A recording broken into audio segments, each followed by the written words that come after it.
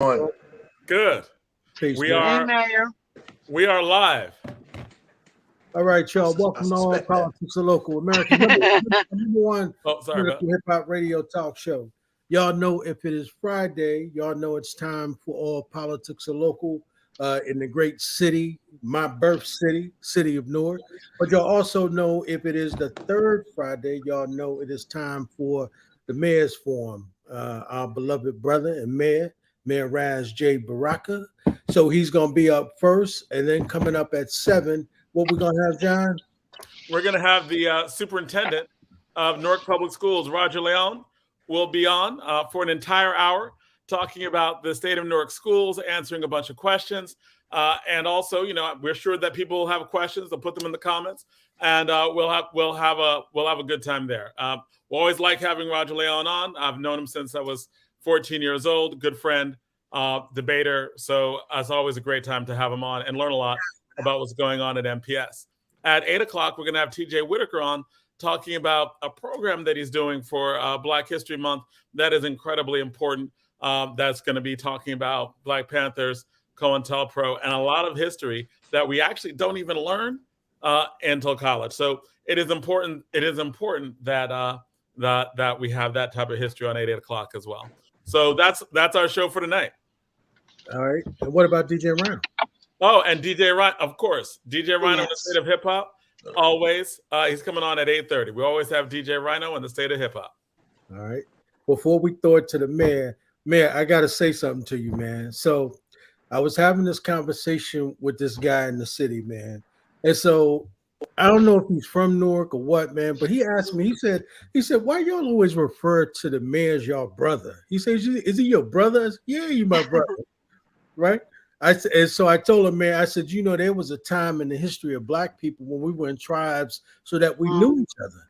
And we only became divided when we went through the Middle Passage and came to America. He was like, so that's why y'all be doing that? So that's why y'all call, I said, so why do y'all call each other paisan? I said, so we can't call each other brothers? I said, yeah, the mayor's my brother. So I was like, yo, man, that speaks to us having to give people a history lesson while we talk the way we do, man, which was interesting to me, man. And Mayor, before I jump off and come back on, I want to just let you know, have you talked to Karen Hunter this year or, in a couple of months? I have not. No. Yeah, she had I'm assuming it's the president of NACA on because I came in mid-interview. Okay. And, Karen, she's encouraging everybody to build Black Wall Streets right where they are. And so she brought NACA on to see how they can be helpful in that. And he started and she was asking about Baltimore and the president of NACA. He was like, if you want a good example, the example you have to do is go to Mayor Raz Baraka in Newark. He is doing it. And he talked about how you were allowing people to come to the city and buy housing, and that should be the model program. So I don't know if you had an opportunity to talk about that, but it seems like, it's out there. He's talking to different people about it and using your program as an example. We have to continually hear about it here locally. That's good. I mean, those guys have been helping us a lot, knocking, and shout out to them.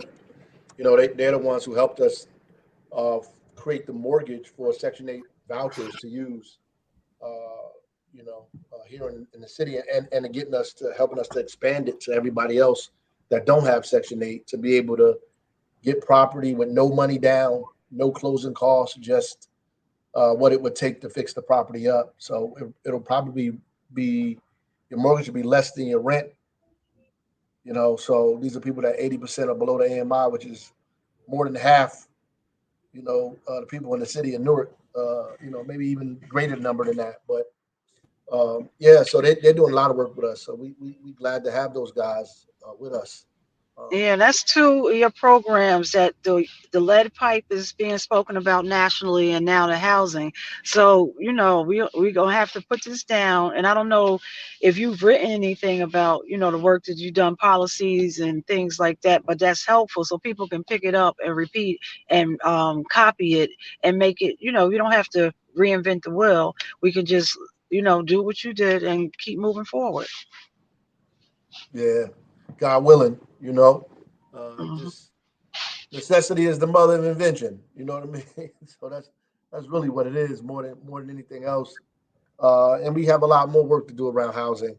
So we're going to stay. We just passed. The council just passed our resolution ordinance, excuse me, that says all city property, the first right of refusal has to go to a nonprofit affordable housing developers before we sell it to anybody else. They got 30 days to say they want this property and so forth and so on, and we sell it to them. So that's all property in the city that we own. Uh, that just got passed a couple of days ago. That helps us to at least create a land trust around the properties that we do have control over. Because people always complain like, "Oh, you letting people? I can't. This is capitalism." And what the fundamental problem is, people don't even understand the system that they're engaged in, right? And there are a lot of people, even activists, who explain this stuff in a way that is incorrect. Like we focus a lot on individuals and not on the systems itself. Like so, at the end of the day, if somebody wants to purchase something, especially property, they have the right to do that as long as they got the money. And there's really nothing you can do to get in the way of that, or you will be breaking the law, or you will have to compensate them. Even when the city takes property from individuals, we still got to pay for it. You know, so even if we go and condemn a property and say this is not inhabitable, the property owner, you can't take the property from them unless you pay them. You still have to pay them. Even when you do eminent domain, you still have to pay them. You still have to pay these people. So that's where we live. And so ultimately, we need to understand that part of it. But today I really wanted to talk really about our relationships with one another, man, and racism in the city of Newark, and just what's going on around the country and how it's impacting the city at the same time, because it's serious, a lot serious. Yeah, let's No, let's get into it. Let's get right into do it. it, man, because it's heating up, right? I mean, I know Absolutely. you know. Yeah, it's heating up, and and irony of it is that we have to be careful because you know we're not talking about the traditional white supremacists, right? And so we Right. always have to be careful in how we handle this because it's just like we handling black people who are self-hating and are in positions of power. We have to deal with it and crush it. But it's also a level of education that needs to take place here that we need to deal with. And this is happening on the backdrop of stuff like the governor, I believe, of Arkansas, when she was sworn in, first thing she did was make it uh, to ban the use of the word Latinx in the Mm. state. The governor of Florida, DeSantis, just uh, banned any uh, honors courses in public schools that teach African American studies. I mean, so that's where we are, for the most part, and it's serious stuff that's happening, and I think that it's going over people's heads. Like we worried about a lot of stuff, and we're not paying attention to the thousands of books that have been banned across the nation, in many of these states around the country. Uh, the two things I just talked about, and the kind of disdain for people of color and particularly Black people, seeps into our lives and communities. And so there's always been this opportunity that people try to create a rift between Black and brown people in this country, in this hemisphere, and in this city. There was a time when the Puerto Rican community, after the Newark Rebellion, had their own little uprising in the North Ward, right? And Mhm. so all of those things, all of that history, Newark history has to be discussed. All of the history of how we got where we are needs to be discussed. How they countries, how our continent got the way it is. All of that stuff has to be discussed. Else we're gonna be forever at odds with each other, and it's really the fault of the adults Mhm. in our community Mhm. who fail to teach real American history, who fail to teach these things and are using our differences, really elected officials and everybody, using our differences as platforms for their individual growth and not our collective development, right? Because we've been given 5 or 6 seats around the state that we fight over, and we beat each other over head over. And meanwhile, there's a whole bunch of stuff going on, boards and commissions, other elected seats, all kind of stuff happening. And we have not strategized how to seize power, so we fighting over positions. And we use these kind of differences to boost ourselves up in these positions, as opposed to trying to really go after the real fundamental things that ail us all, that are discriminating and hurting us all. We just don't have a radical imagination, as King talked about, as my frat brother Cornel West talked about as well. The radical imagination. We just don't have. We're losing that, and we're allowing these people to think for us, to create for us, to build for us. And we just left out of Kwanzaa, so self-determination, Kujichagulia, the right to define yourself, to represent yourself, to speak for yourself, all of those things. I think we're just losing it in so many ways. And the schools that we control should at least fundamentally be treated. And we don't have DeSantis as our governor, so we should at least be teaching African American studies, or Newark studies, or Latino studies, or the studies of all of those things collectively, so our kids can understand that calling a Black person nigger is the same as calling yourself that. Right? That they understand the development and the movement of our people in our communities, that there are people that are darker than us in the communities and cities that they come from, in the countries that they left, in the places that they come. They're darker than we are. And they understand the relationship between the Semite, the being a Taino or Arawak, right? That the natives there mixed with the Africans who were slaves, or even before that, Africans who came to the Americas. If they read They Came Before Columbus, they can see that Africans came and mixed with natives long before Columbus, and then Columbus came with Europeans, and then the mix of native African and European created this kind of mixed conglomeration that we see in all these Caribbean islands and even here in the United States. And because of self-hatred and the hatred, the uplifting of white supremacy and making people believe that everything that looked dark and Black is ugly and terrible, people chose looking white as opposed to looking Black. And looking Black became almost a negative curse, and looking white became something that they wanted to aspire towards. And that's just not folks in the Caribbean. That's here in America, here in this part of America, right? In the United States, from the South up to the North, whether it's bleaching cream or straightening combs or whatever it is that we try to do,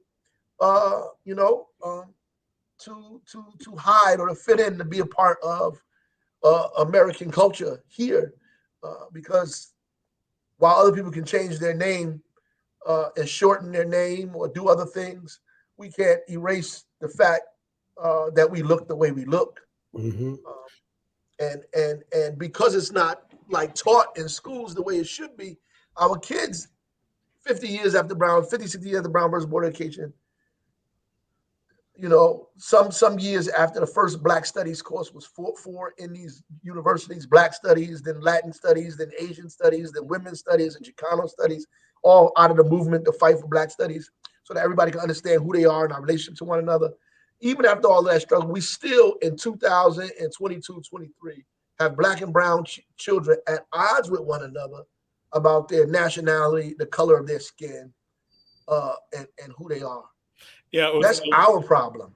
Right. It was interesting because it was less than 5 years ago. We have a Spanish teacher at our school who gave me a figure that I didn't even think of, and I did not know. Right. She was like, what percentage of Africans from the Middle Passage came to the United States? Right. And she was like, do you know, this was a public question she asked to all the students during the assembly. She was like, what percentage of all of Africans who came from the Middle Passage to the Americas, what percentage of them came to the United States? Right. And I was thinking maybe 40%, right?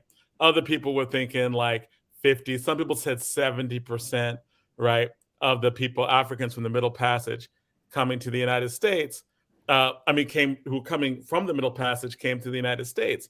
Right. And the actual number, right, that kind of like, it was like yesterday's old when I realized that the actual number, and she said this on stage, and I was like, what?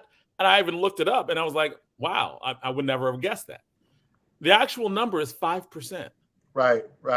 95% of all Africans coming over in the Middle Passage went to Central America, South America, went to the Caribbean, right? And when we think about it, we know this, right? Like we know Dominican Republic and Haiti are the same island. Same island. Right? We know that there are more Black people in Brazil than any place outside of Africa. Right. And this is not, I'm a grown man. I consider myself well-read in many different ways, right? About my culture, about Black people. But I'm like, that number surprised me. And this was like 5 years ago, right? And the only reason why I knew it is because this Spanish teacher was like, nah, like, y'all beefing because, and specifically she was saying Blacks and Latinos beefing right now, but you don't understand that Black is in your blood too. Like you have two phenotypically pale Latinos get together. They have 4 kids. One of them is going to be dark. That's just a comment, right? Like, so I don't think that people acknowledge, right, the ways in which the transatlantic slave trade, colonialism, all this affects their islands too. And some are in downright denial, right? Like, like people understanding the history of the Dominican Republic, right? Their current immigration policies that are worse than Trump's when they're trying to take people from Haiti, right? Or people who are dark-skinned Dominicans and trying to send them across the island of Haiti, or the things that went on with that history, right? Like, so I think that like these are issues that have to be brought to the surface so that people can deal with what some of my friends call multicultural white supremacy, right? Right. Like you have white supremacy, but you have like whether it be people who are supposed to speak for us, who are mirroring things that aren't for our collective good, or people who like who are non-white, who are advocating things that are just embracing some of the worst forms of white supremacy as well. That's right. You gotta understand, in order to like subjugate millions of people in one part of the globe, like in the Western world, you had to create scientific, religious, and social underpinnings that kind of justified the subjugation to uphold this kind of industrialization that was happening in this part of the world, that ushered in capitalism, to be able to subjugate all these people, to get free labor out of them for hundreds of years, right? For 250 years, for the most part, which is an incredibly long time. People understand that. 250 years to be able to get labor from these folks, whether you're talking about sugar or cotton or rice or any of these things, and all of these plantations that existed that ushered in, the kind of superpower that the Western world had become, and Europe had become, early on, England and France and Spain and Portugal, in order for these and the Dutch, in order for them to become as powerful as they are, and the United States to become as powerful as they are, they had to. The subjugation of these people and their resources on a continent was part and parcel of the same project that allowed us to be in this condition that we're in today, and fighting and struggling still hundreds of years, centuries later, to right wrongs that have not completely been righted. And some of the remnants of that is us, what Carter G. Woodson talked about, us looking for a back door when there is not even one, or creating one when one doesn't exist, and going at each other over things that we just don't clearly understand. And honestly, I don't think the adults understand it either, and they get this stuff from adults, which is why kids behave the way they behave. And it's incumbent upon adults not to brush it aside or treat it like it's menial or something beneath them. That we have to respond to it quickly and assuredly, right? We have to respond to it in many different ways. We just don't respond to it with anger because it does make you angry. We have to respond to it with education, information, cultural development, all of those things. And it's crazy for us to control our own educational system and not be able to control the thinking and cultural development of our own children. Curriculum that means matters. That, right, the curriculum. That means curriculum that matters. Curriculum matters. 100% matters. Right. And the teachers who teaching it have to go through the same curriculum.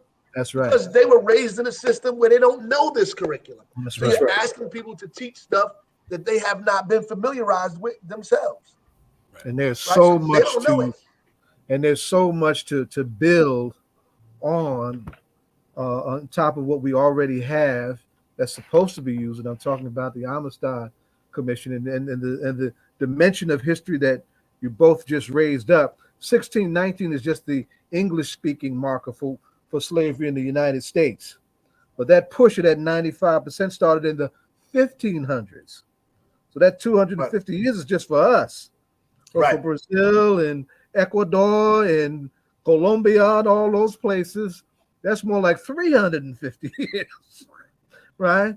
And Pretty I much. should say, I want people to appreciate too that 2020 was our biggest historic protest summit in the history of this country.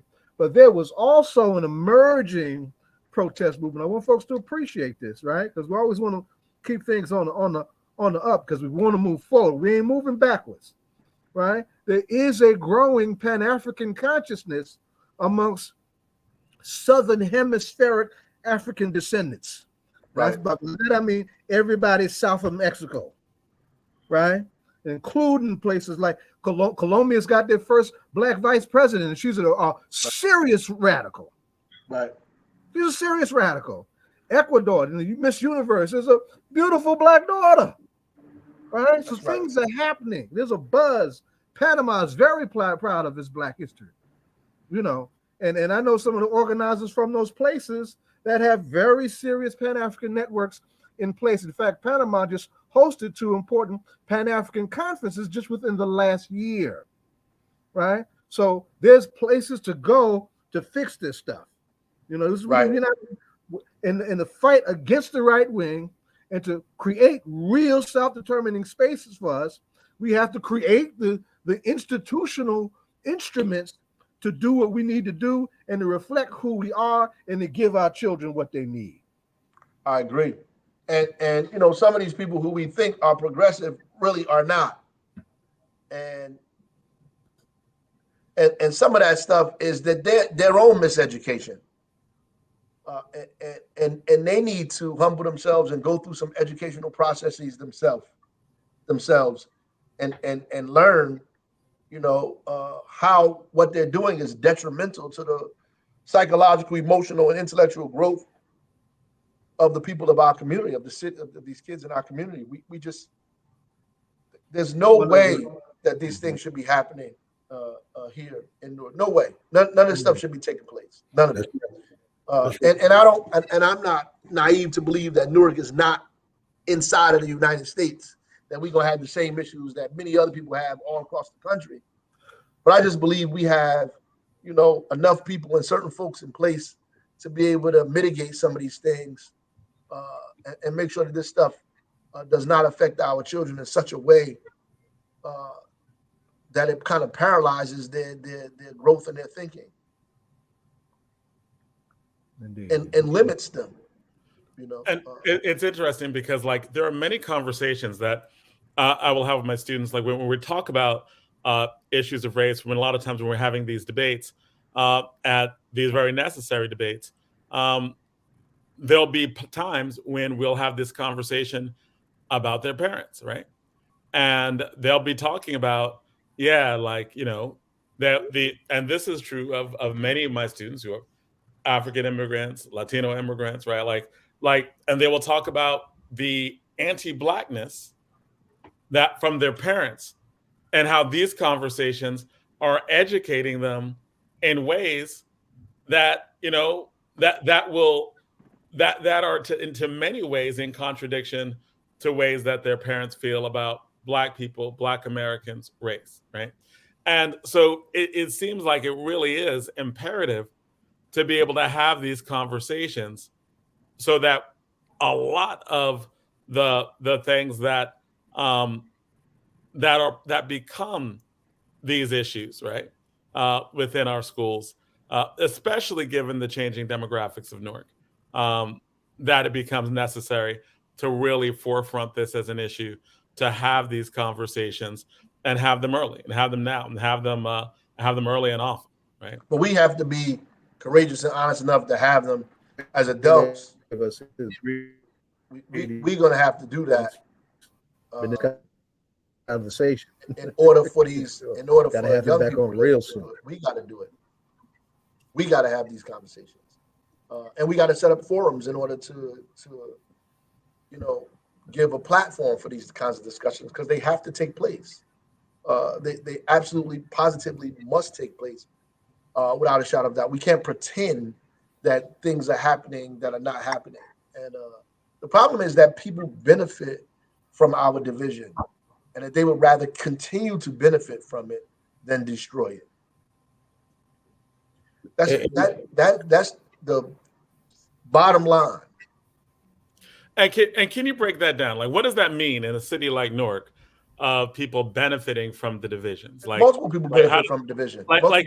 In what way? Like how? Because in Newark, we don't have the Klan. We don't have a bunch of white supremacists. How? So no, it's just not Newark. We're also in the state of New Jersey, and we're in the country. So our unity together creates another dynamic politically across this state. Creates another dynamic across these counties. Our unity creates a dynamic that puts us in the majority as opposed to the minority, which or damn near close to it now, and at some point definitely. And if you even include South Asians and other folks, see, those things are problematic for people who are controlling these votes and trying to figure out how they're going to maintain their power, right? So that in and of itself is a problem. We fall into that because, people, you have a Latino base, you might have a Black base, and so people feel like they can't get elected without those bases, and they kind of isolate that and stay in that space, and not enter other spaces or allow those things to mingle in the way that they should, in a very constructive way, because what it'll finally boil down to is about what you believe. So then your ideas become more important than your nationality. Can you break that down for me? Like, what does that mean? What does that mean practically? It means that Clarence Thomas is Black and he don't deserve your support. You know what I'm saying? That's what it means. It means that, they're Black and brown, backward thinking, folks who unite with our enemies, and their ideas are more, and their interests are more aligned with them than they are with us. And so what they get to say is that I'm Black and I'm brown. And so we vote for them because we don't have any representation and we don't have any support. We don't have the power that we're trying to get. So we're trying to do that. And so they get a pass in some instances. But once people begin to understand the collectivity of even just us, Black and brown folks, South Asian, so forth and so on, that community, then people begin to look at, well, how are you benefiting me, right? What are your ideas? What do you think? Whose side are you on? And that becomes the fundamental thing. Like, whose side are you on? And that's still a problem here. Like, it's still a problem. And it's still a problem because white supremacy is still alive. And it shows its head and it creates these problems, right? White supremacy is still alive.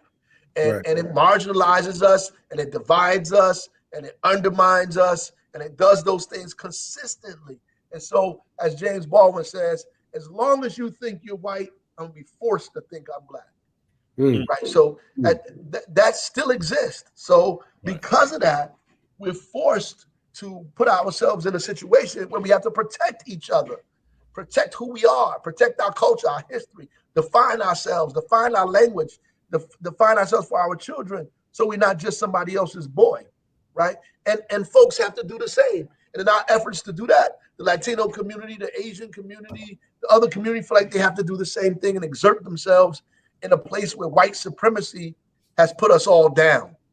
And that's it. And sometimes we become like collateral damage to each other in that fight against white supremacy, because we have not become sophisticated enough to understand that we actually need each other. But let me ask you this. Let me ask this question, man. So if we talk about the conversations we need to have, the forums we need to have, but here's the problem: if the very people we need at that table, right, on the other side that we're beefing with, and we invite them to that table, and they say, "Well, nah, I don't want to talk to you guys. I don't want to have that conversation." Yeah, but I think there's enough people who do, and we need to find them. There are people who do, and there are people who understand that. So I don't want people to believe that there are no progressive Latinos out here who understand what I'm talking about, probably more clear than I am, and are willing to pull that in. These folks, we got to be able to grab them and pull them in. And there's some even young people who are sophisticated enough to understand what's going on, that get on these panels and these discussions and begin to push that. We have to force it. We have to force these discussions. We have to, right? We have to force these discussions. I totally agree with the forcing part, right? The problem is that even in our forcing people to have a discussion or organizing and putting these things together and making these spaces safe and available, the problem is that we get accused, and I'm talking about we, the collective, in terms of the Black community, we get accused of being over, right? I didn't hear you. Of being what? We get accused of being over aggressive, right, with this Black conversation, right? Because that's one of the issues people push back with the Amistad bill, right? Like, they don't want to, they know it's the law in the state of New Jersey, but they refuse to teach it. Why? Well, what I think, Peace, Mayor, how you doing? Peace. I think that what Dr. Riley's talking about is a black-white binary in terms of how we think about race in the American kind of conversation. And I think there's a difficulty in sort of articulating that to the masses. So one of the people who campaigned, if we can think about it in a sophisticated way, one of the people who campaigned in Georgia for Herschel Walker was Nikki Haley, right, who was the former governor of South Carolina. But when you look at her name, you see that there is a very intricate ethnic reality to that. We think of Ted Cruz and know that his name is Raphael Cruz. We're talking about some intricacies to that sort of conversation. But what I think is difficult is that in America, there are people who want a proximity to whiteness, and then there's a reality of understanding in order to get that, you have to be anti-Black. Right.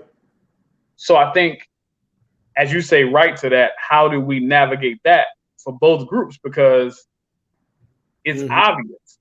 If anybody's ever traveled to Miami, you go to Little Havana, you see those things. And Ted Cruz know that if his name was Raphael, the likelihood of him being elected in Texas at the level that he's at probably would be limited. That's Nikki real. Haley, but we have that problem too. We got that same problem. Right. Black people got that same problem. Exactly. And if Nikki Haley's name was Nimrata, which is what her original first name was, if she went by that name, she realizes that probably being the governor of South Carolina might not have happened. So I think there's a power conversation to be had with identifying with certain levels of whiteness. Sort of, how do you think about those things as at the level of, as the erudite politician that you are, how do you think about those things and how do you navigate those things? Because for me, I think it is being in those intricacies that I think cause a lot of the problem.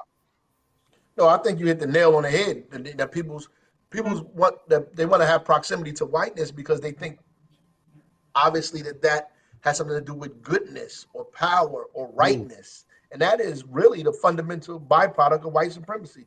It was not a byproduct; it's actually the product of white supremacy. So I think that our push against that and us teaching history and dealing with these issues of race in South Carolina between Black people, issues of race in Puerto Rico, issues of race in Colombia, issues of race in all these places. And as Zaid pointed out, that some people are beginning to move in one direction in the United States. We're moving in the entirely opposite direction, right? And so those discussions, they have to happen. We generally have a discussion about racism as it is related to white and Black and not everybody else. But ultimately, when we have the discussion about everybody else, white supremacy is still in that because it gave birth to all of this. Right.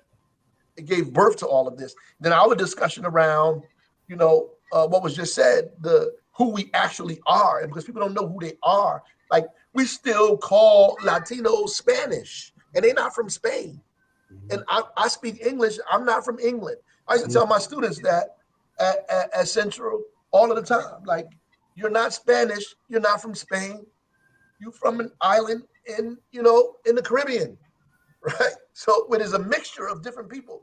Like your language doesn't define your cultural history, right? It's a part of it. It's not the whole thing, right? And so we speak English because we were conquered and dominated in the U.S. The English won the war, right? So if the French won the war, we might be speaking French today.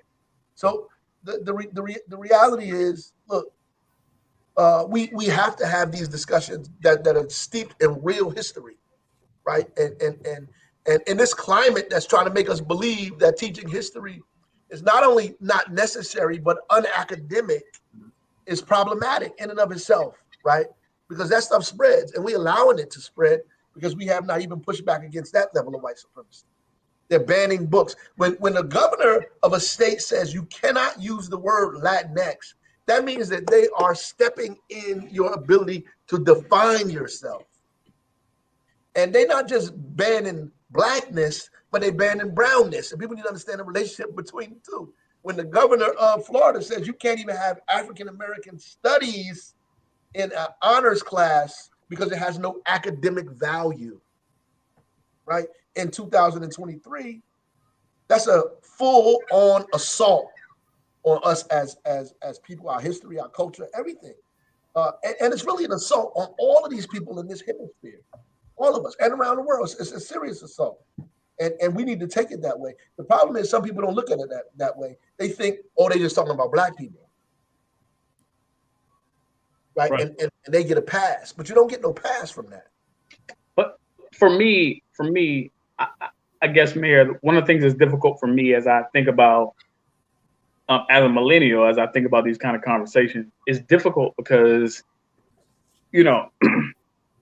often it is hard to explain how much of a privilege it is to live in New Jersey. What I mean by that is, and particularly to live in Newark, because you're the mayor, the governor is who they are, etc. But the assault on accurate history means that the battle around this Black-white binary is going to live forever. Maybe not forever, but I mean, at least into my grandchildren's generation, because most people do not understand what they're even fighting against. That's right. Because I picked up a book in Texas, Mayor, if you can stand this, that said that our enslaved ancestors were unpaid interns. I picked up a book, literally opened it, and it said that in there. And you can be fired in Texas, Florida, other places for teaching that history. Can you all hear me? Yeah, that's right. You can. You can be fired. There are professors at major Southern universities who are canceling their history classes and their classes who teach about classical and factual history because they are afraid of being fired. So it's hard when I hear sort of the way you're describing, which I agree with, the assault on blackness, brownness, etc. When I understand that there's becoming a generation who is kept purposefully ignorant about this. And so I think one of the major questions we're all asking is, how do we navigate this environment of anti-Black racism, historical ignorance, etc., when we are facing this kind of reality? Because I believe that there's a possibility, you all can check me if you disagree, but I think Ron DeSantis is a real possibility for the Republican nomination for president. Oh yeah, absolutely. Absolutely. Yeah, there's a hell of a chance. And you know what, Chris? I was just thinking, in fourth grade, I remember us doing an exercise around around the U.S. being a melting pot, and we welcome all, and we had to write a paper. And what did that mean to us? And I went to Catholic school, and it was a diverse class, but if I think about that, in the 70s and 80s, we were closer to a more diverse curriculum, community, and people being more accepting of each other, and than we are now. And I mean the discussion we had that in the class, and we talked about where we were from, and we talked, and that whole week it was talking about building diverse communities. And then we went on to have a luncheon, and people brought we were brought in food from our different native where we came from, and it was just a big program that we used to do when we were younger, and I would never see that now in elementary school. Yeah, I mean, the dangerous thing about what DeSantis and all of them doing is not just it is creating a huge lie. It really, especially how far removed we've been coming from the movement and struggle, it really kind of erases our history and puts more of us in this situation where we believe everything that these people have been telling us, right? And then everybody, it kind of puts us in this corner when everybody begins to identify and say things about us, and it empowers white supremacy. It makes white people feel greater and more privileged than they ought to, right? And it makes the situation worse than it is. And the only way we navigate it is to go straight at it. Like, we can't go around it. We can't pretend that it's not happening. We can't say, oh, this is New Jersey, so we don't teach it. We have to do what we're doing at a heightened level. That's right. Because when you're in a situation, because this is war, when you're in a situation like this, you have to become, your awareness has to be more heightened, right? And then we have to prepare our young people that when they go out into the world, when they leave this place, that it will be a little more dangerous for them. And so it's important for them to be armed with self-education, be armed, be a part of an organization, to be aware and to be clear and to continue to fight for more democracy, that the country is becoming less democratic and power is becoming more and more in the hands of states, right? Because the more the states get these authorities, that means wherever you go, it's like a country in and of itself, right? And so some places you go, they can carry guns out in the open. Some places you can't.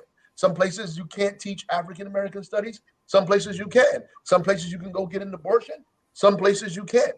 Some places you can have, you can go to college and have speakers come of all multicultural backgrounds, and some places you can't. Some places you could go read Maya Angelou, and some places Maya Angelou is not on the book list, right? And so you got to understand how divisive this thing is becoming, that they've created this place that is extremely divisive, right? And it's almost impossible for it not to have some level of impact on our young people, even in states that are not like that, because of the internet and the advent of social media, right? Allows people to have access to what's going on in this information, to have an opinion about it, an uninformed opinion about the things that are going on, right? Because somebody would say, hey, who cares about African-American studies, right?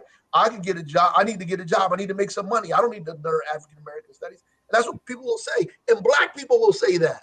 Right. And black people will say that, right? And so, I mean, they find these crazy people on the street talking about, I voted for Trump. Trump should be here because economically we was doing better under Trump, which is a damn lie, right? So, at the end of the day, like, these people are saying these things because it's all in the superstructure, and because they can get on social media and hear it in a 5-minute soundbite or a 3-minute soundbite, you know, and there's no real discussion about these issues that are going on. It's like, you know, it's a very, very, very volatile and dangerous time, especially intellectually right now. When they tell you can't take certain courses at the university, when the university is supposed to be about universal knowledge and understanding, and you can't take certain courses, then we're going backwards and not forward. There are dead people who died in America fighting for Black studies and multicultural studies in college. So, man, you know, we had a discussion on the show some months ago, and I don't know if you heard about this or even if you saw it, but Condoleezza Rice was on The View, and she said the problem with that is, right, with Black folks wanting to teach Black history. She said the problem is that it would make white children feel bad about themselves. That's the problem. No, the problem is Black children already feel bad about themselves. Not Black children, white children, she said. Oh, yeah, well, we want them to feel bad about the history that went on, right? When we learn about the American Revolution and we tell the truth about what British did and all this other stuff, we're not interested in British children feeling bad about themselves. We're interested in telling the truth and about American independence and the history of all of that, right? That's what they're doing. When we learn about the poverty in all these places in the Renaissance and all these things from around the world, or World War II, or all these other things, we're not interested in how these people feel. We're interested in what the truth is and preventing this kind of thing from taking place again, and understanding our humanity and why democracy is important and why we need to struggle and fight for democracy. All people. We're trying to get white people to at least be opposed to racism and white supremacy themselves, right? And begin to understand that racism and white supremacy not only hurts Black people, it also hurts them. That's right. Right? And begin to understand the historical context around all of that, right? So if they feel bad about people being lynched from trees, they feel bad. If they start feeling bad about themselves because people are lynched from trees, then they have a problem already. Mm-hmm. They have a problem already. When I learned about African leaders or some other folks who did some crazy, dangerous, backwards, barbaric kind of things, I don't feel bad about being Black. I feel that whatever they were doing, that system, we don't support that. And we support democracy, right? Yeah. We don't support these things that they're going through. We don't support all of this stuff. So if you feel bad about that, then you have a problem already, right? And we need to check what you're learning in the first place, right? Because your universal values are a problem. You mean you rather be white than human? You rather be white than democratic? You rather be white than loving of other people? And that's what Dr. King and Baldwin said. Because you think I'm white, I'm forced to think I'm Black. They should stop thinking they're white, first of all, right? And the other part, Dr. King said, like, Jim Crow had a psychological effect on white people, not just like the laws itself. It made people believe that, look, you know, when I didn't have the money to put food in my stomach or feed my children, at least I had Jim Crow. So they ate Jim Crow. And that's what Dr. King said. They ate Jim Crow. He said when the huddle masses did not have food to eat, they gave them Jim Crow to eat. They gave them Jim Crow. Absolutely. And so they ate that, and they had a healthy diet of Jim Crow. So no matter how poor and starving they were at least better than Black people. And so it stops them from fighting for the things. Look, when we start talking about poverty in America, there are more poor white folks in America than Black. There are more poor white people on welfare. There are more poor white people that are uninsured than Black people. There are 40 million or so people in deep poverty in America. There's an overwhelming number of those people are white and white children, right? So they would like overlook that and embrace whiteness as opposed to embrace democracy and humanity. And that is the problem. You know, the economy would suffer. It's suffering now still because they're excluding everybody from it.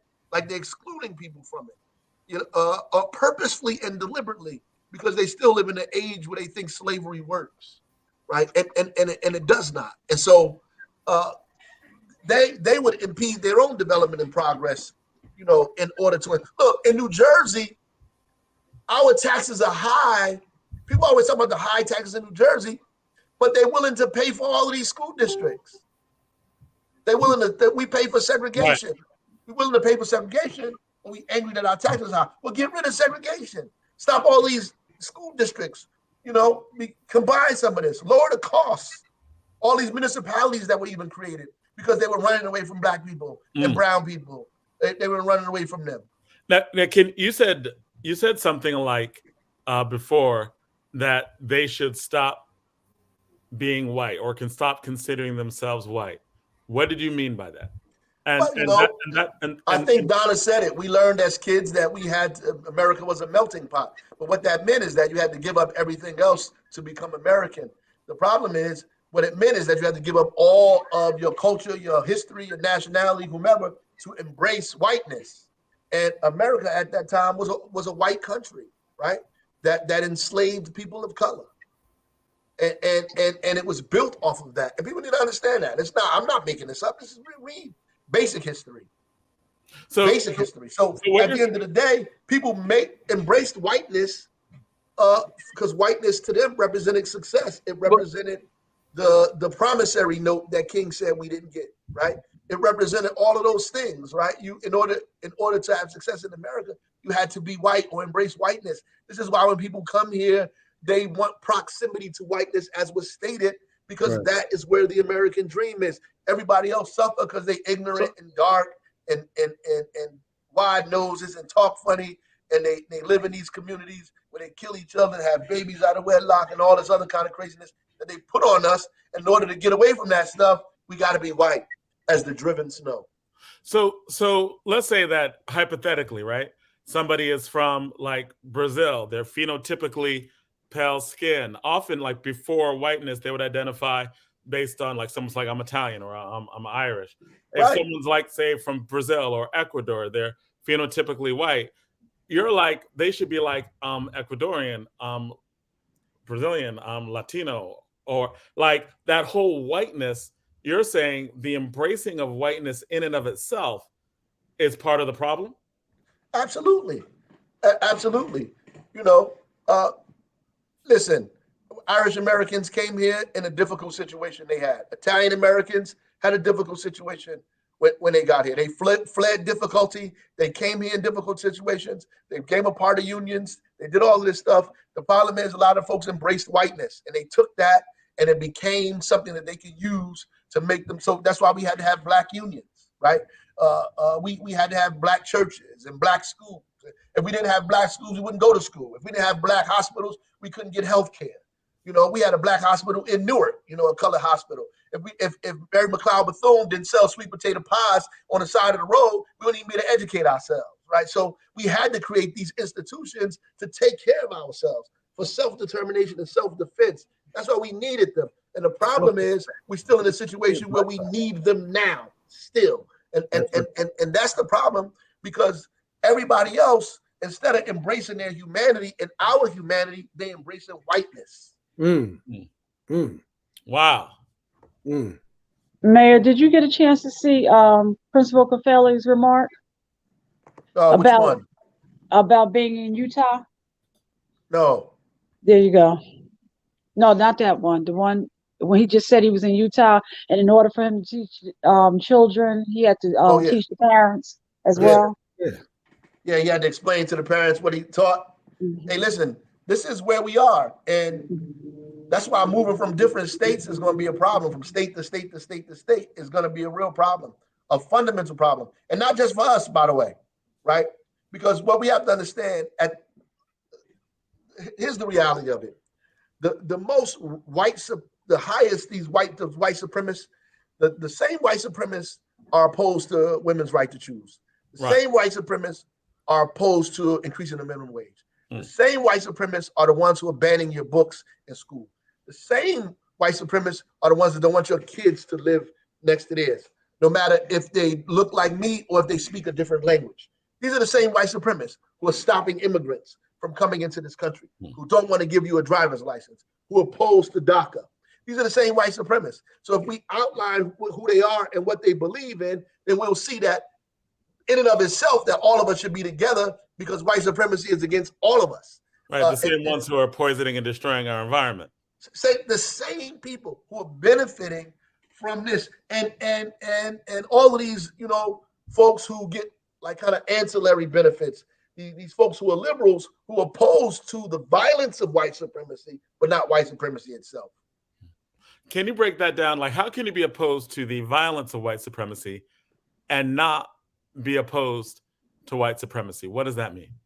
Martin Luther King said that. Like, so at the end of the day, like people were angry about Bull Connor because they thought he was an ignorant, violent person down there, who was beating and killing folks on the street and went, crass, putting water hose on children, all of those kinds of things. And they thought that, it was undemocratic to prevent people from voting, or undemocratic for preventing people to go into the schools that they want.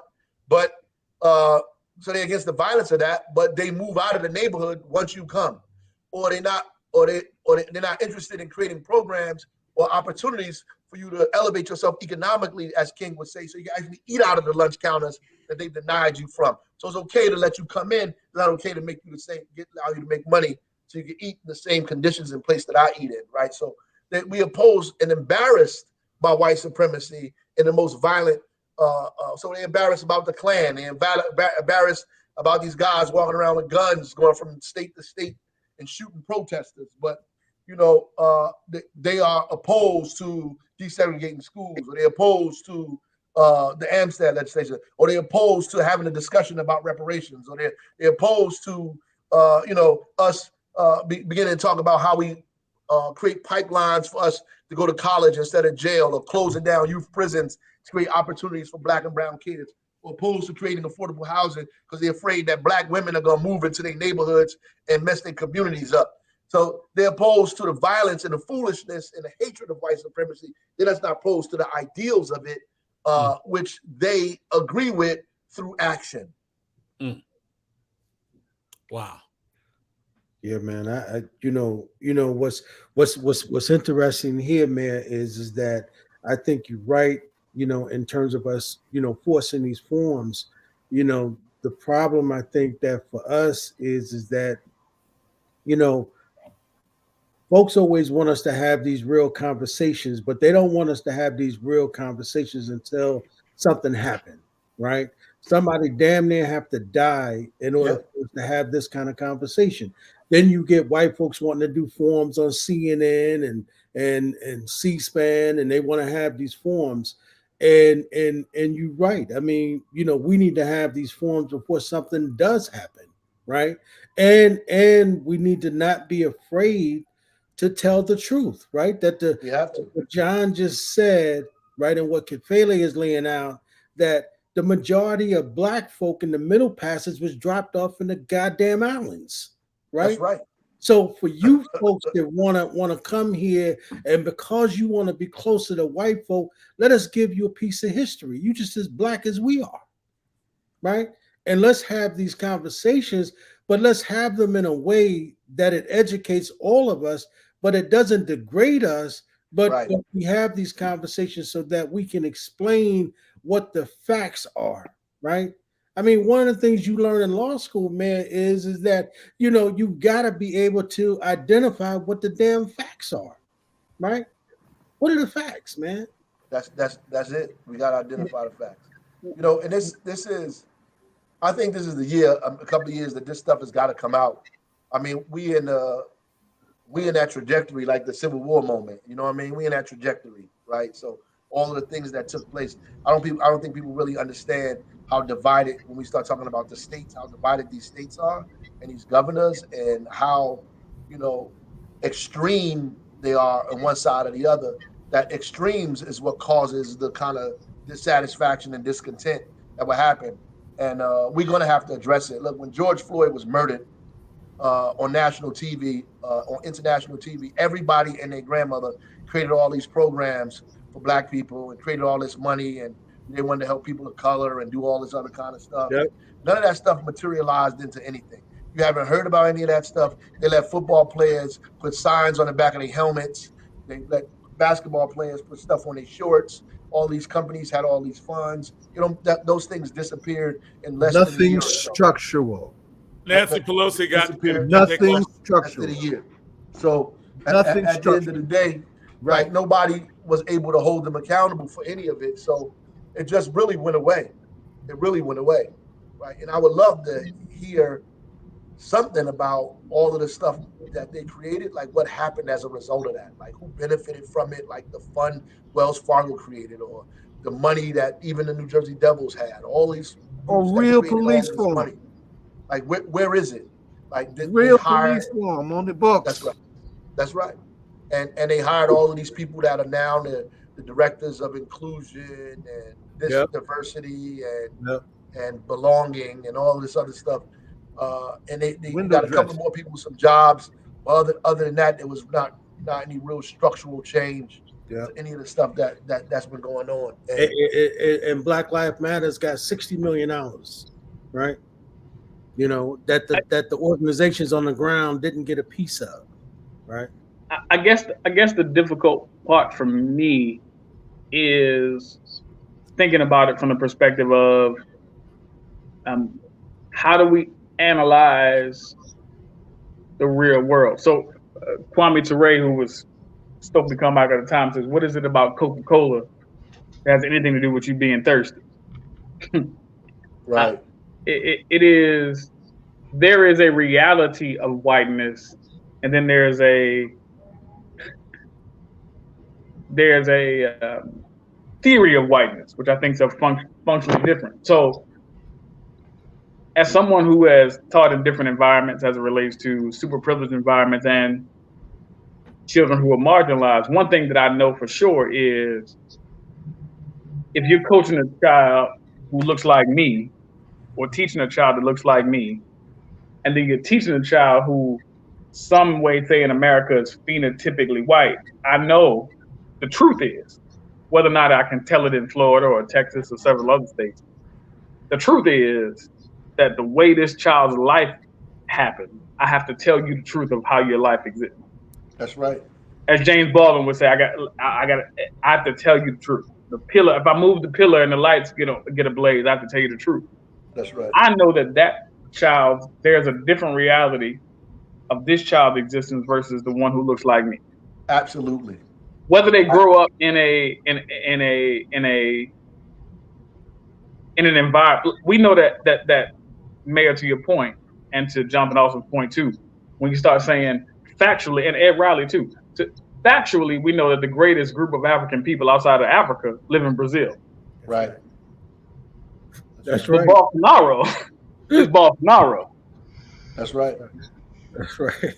Y'all ain't going. I can't. As my pastor would say, y'all can give me no amens right through here. I understand.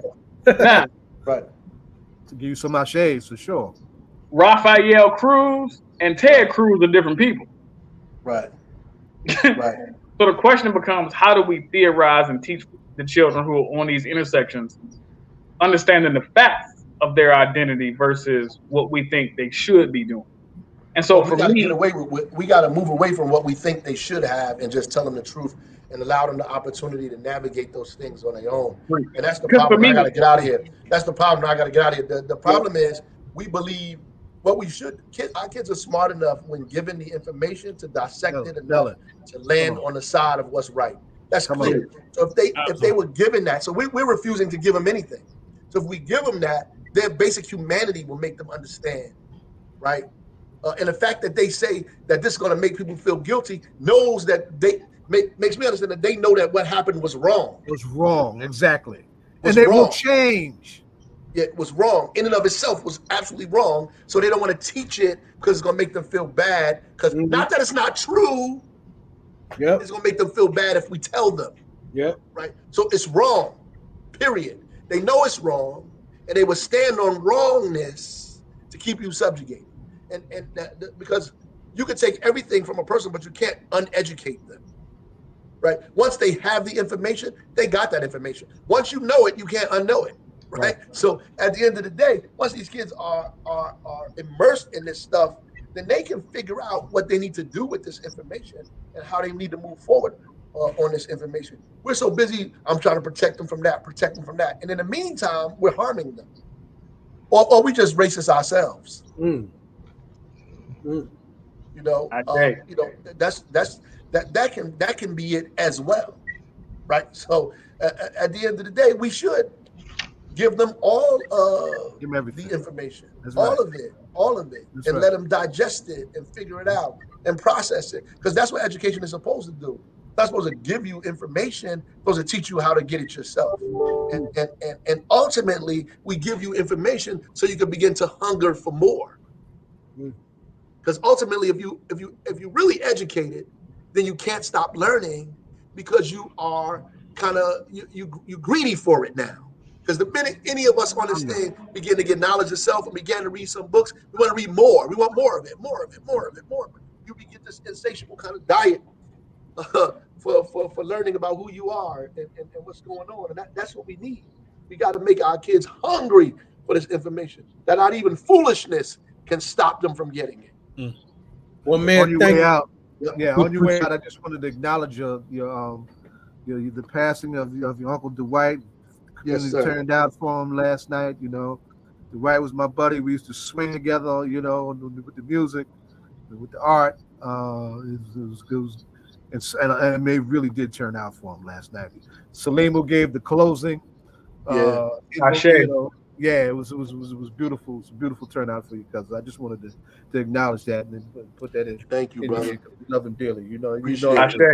All right, y'all. And what I want to do is also I always like having the mayor and the superintendent on, right? Like, you're both of the same generation, both leading different and same institutions within the city in terms of education in the city. You know, I always liked you when we were in person. I always liked you be able to have conversations and, you know, that little talks in the hallway. But this little interlude is always like, you know, that little wave in the hallway. Yes, sir. All right, y'all. Okay.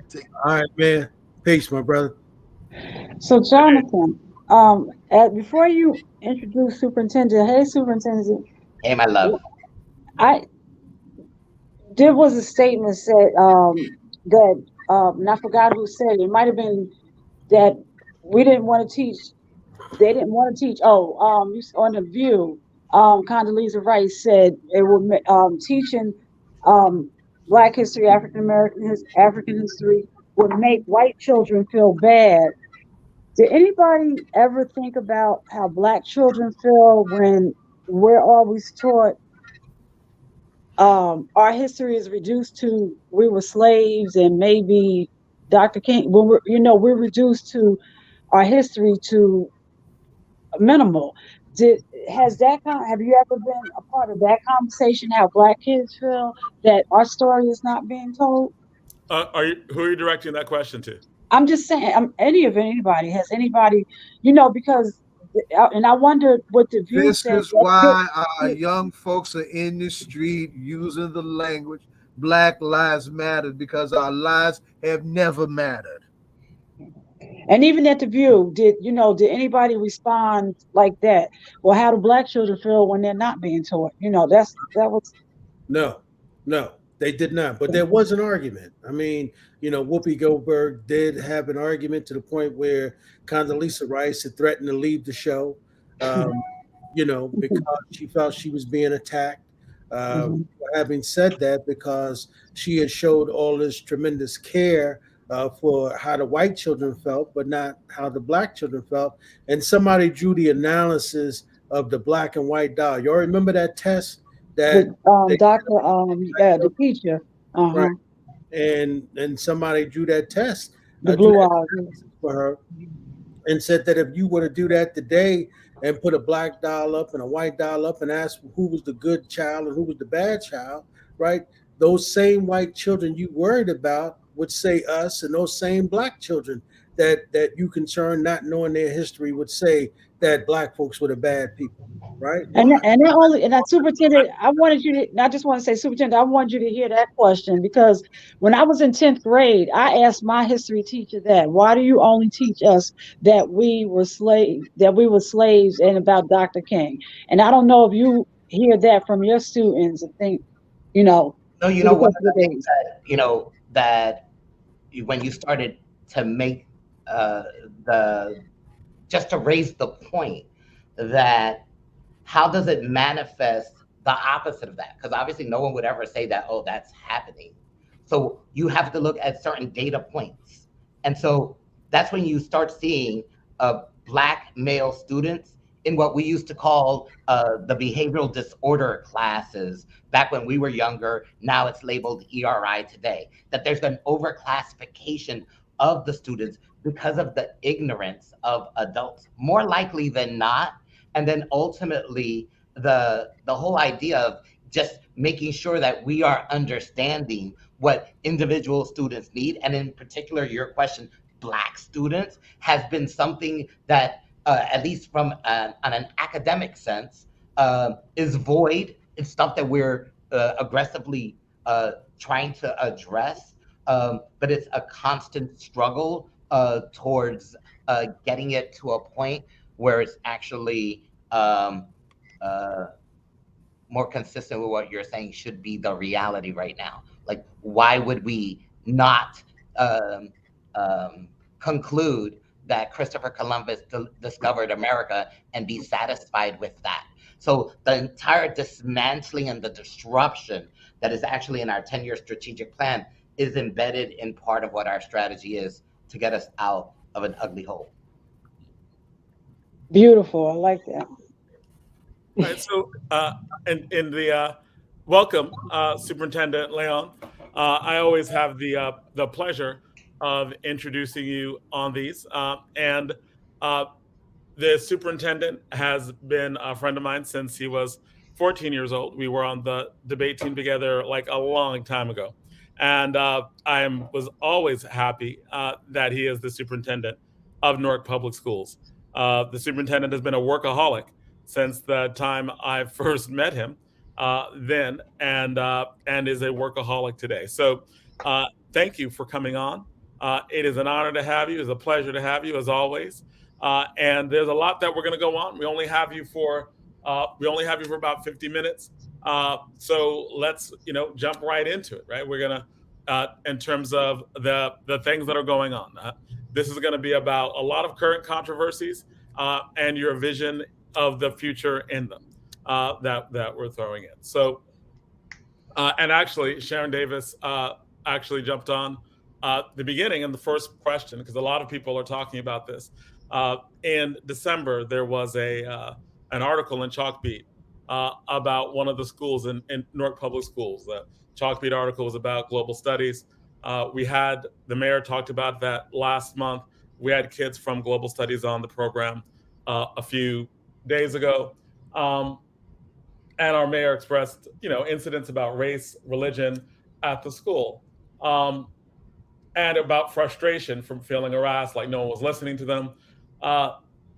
Real question, and I think is the question that everybody really wants to hear the answer to, or in terms of this controversy, and that is, does the district take racial bias seriously? Does the district see this as a problem? And what is being done to address the issues, not just there in the high school, but throughout the district?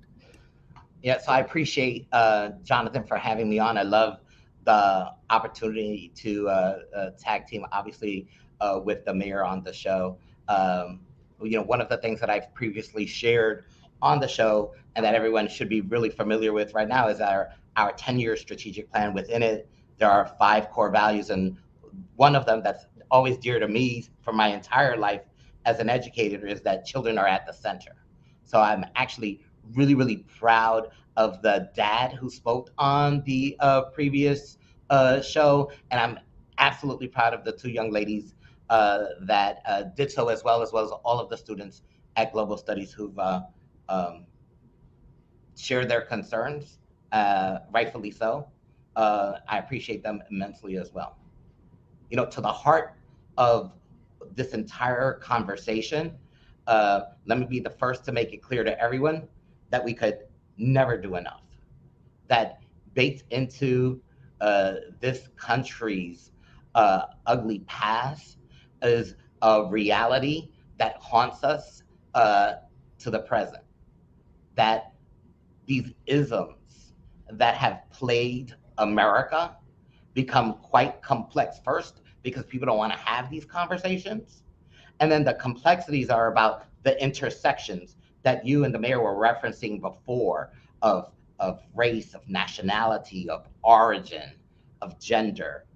And so one of our high school debaters from Science Park that eventually graduates from Wake Forest University, she was on her senior year at the college circuit talking about the topic, which was affirmative action. And she was the debater who wins the national competition for the United States of America by unpeeling the ugly reality of the affirmative action debate. That it's not about affirmative action. Whenever people talk about affirmative action, they're really not wanting to talk about the injustices that have occurred to Black people from the inception of slavery through all of the ills from voter rights, civil rights, everything that has in fact plagued the most incredible of people is something that people don't want to talk about. So we talk about, oh, it's Black lesbian women who are married or not married, as opposed to staying focused on the topic, the original sin.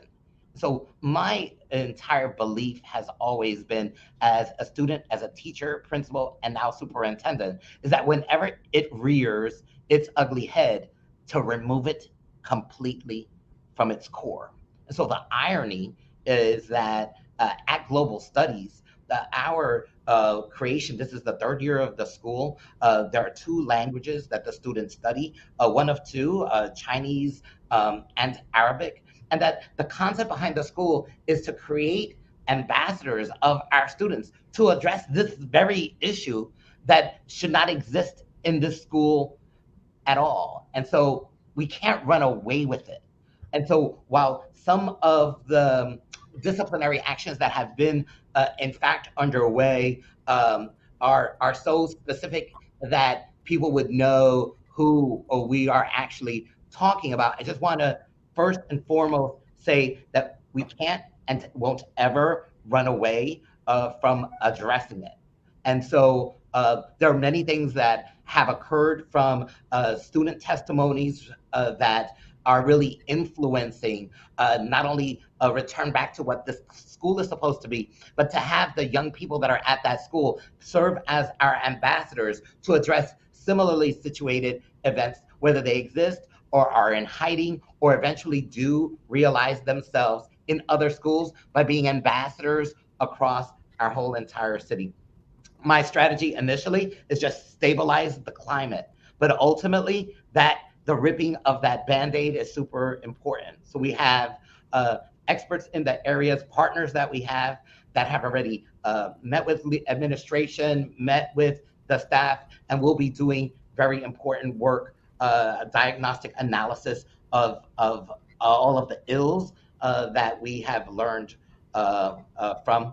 But I want you to also understand that part of our forward-thinking 10-year strategic plan was that we were always planning for a session with all of the principals. Global Studies and the events that were occurring there definitely forced us to move a little bit aggressively fast. But last week, all of the principals, all of my administration, the entire leadership of the district, and all of the principals were in a training on this very topic, because we have to root out evil from all aspects of the organization, from the top through. And before we can actually get to where the issues need to be remedied, we have to make sure that the leaders of the schools are helping us. In addition to, yeah.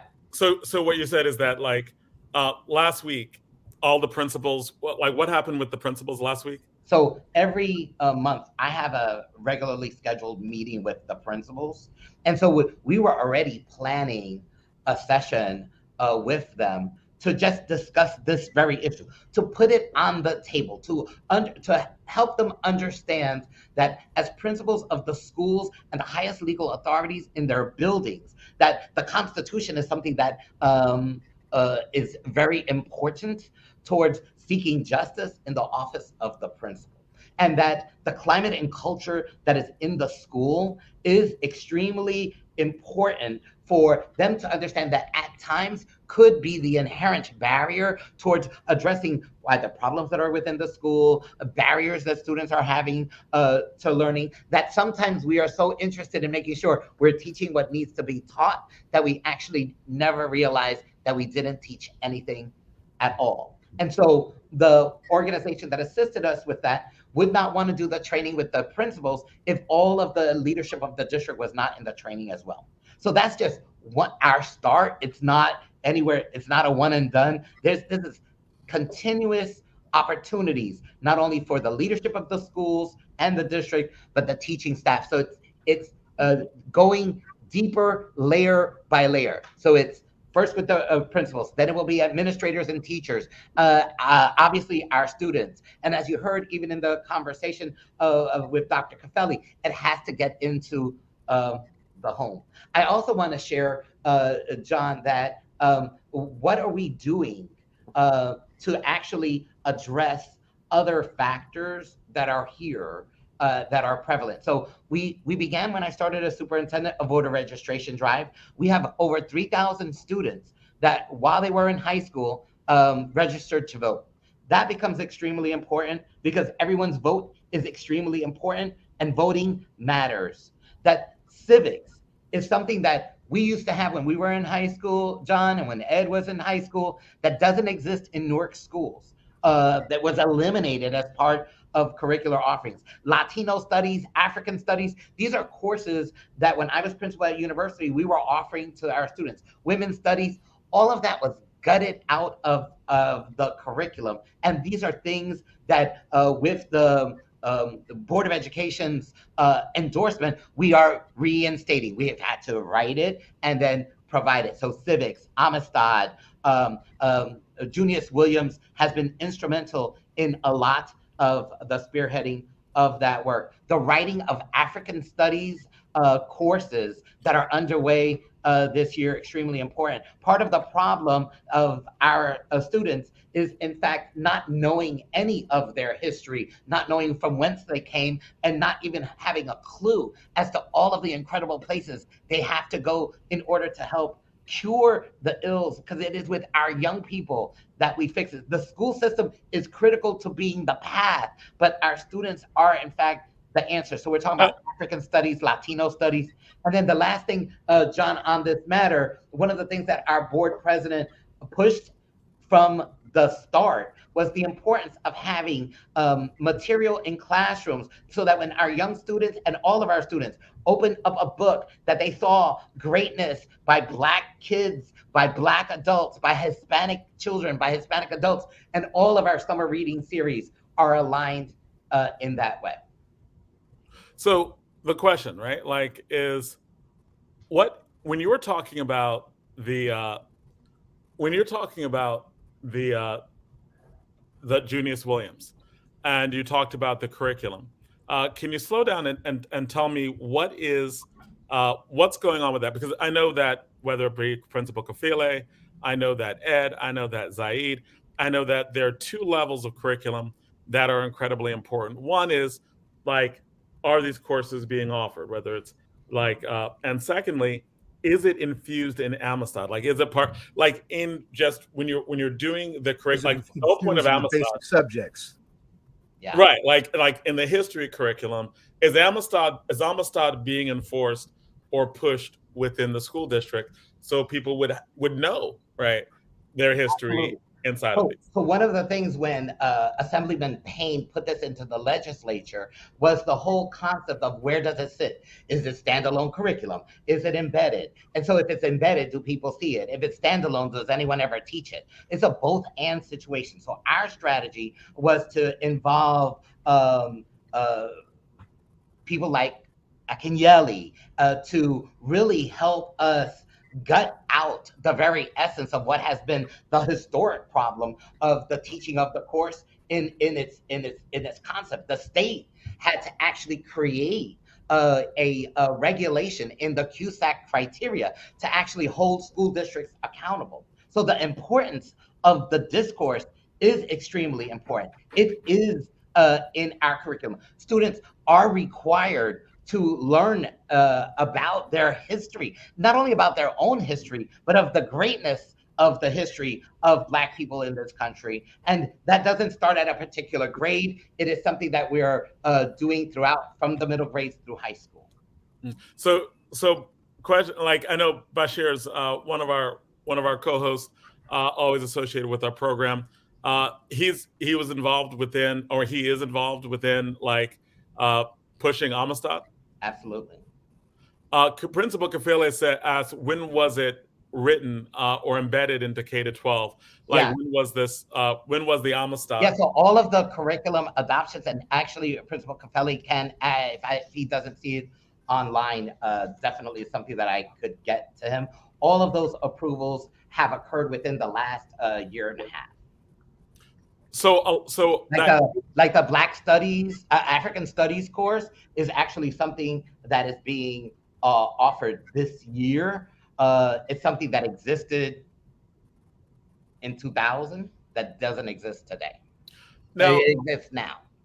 Now, also just on that, we know in Florida that they've outlawed the advanced placement African American Studies course. I believe is that about to be offered? That is being offered. That's being offered now in Newark. Okay. And so we have another person who asked online, and also for the co-host. Remember, we're doing this, and if you have other questions about like global studies, race in the district, or the ways in which it's taught, jump in. This is part of the conversation. It's a conversation that needs to be had. I know that a lot of people were these have been basic concerns, not just with us, but through the entire district. John, I know that you have other questions, but one of the things that Brother Muhammad mentioned in the last series a week or two ago is something that I would encourage. While the testimony can't ever be denied as powerful of the people on the show, it's what he was discussing in a conversation with Ed afterwards. That the generation that we are talking about right now, which is critical towards helping us fix the problems that we created and that we received from generations before, don't really understand what was happening in Newark in the 60s. They don't understand the young lords. They don't understand the collaboration that occurred between Blacks and Puerto Ricans in Newark that has helped create an important bridge, resulting in the first Black mayor in the great city of Newark, just as a focal point. And when he was doing that part of the commentary, it just impressed upon me the importance of understanding, well, who in fact are we talking about today? We're not talking about that generation, of course. We're not talking about the children of the people in that generation. We're talking about 3 generations removed. So that the young people that are in schools, and that in particular instances, in incidents, have no clue what was happening here.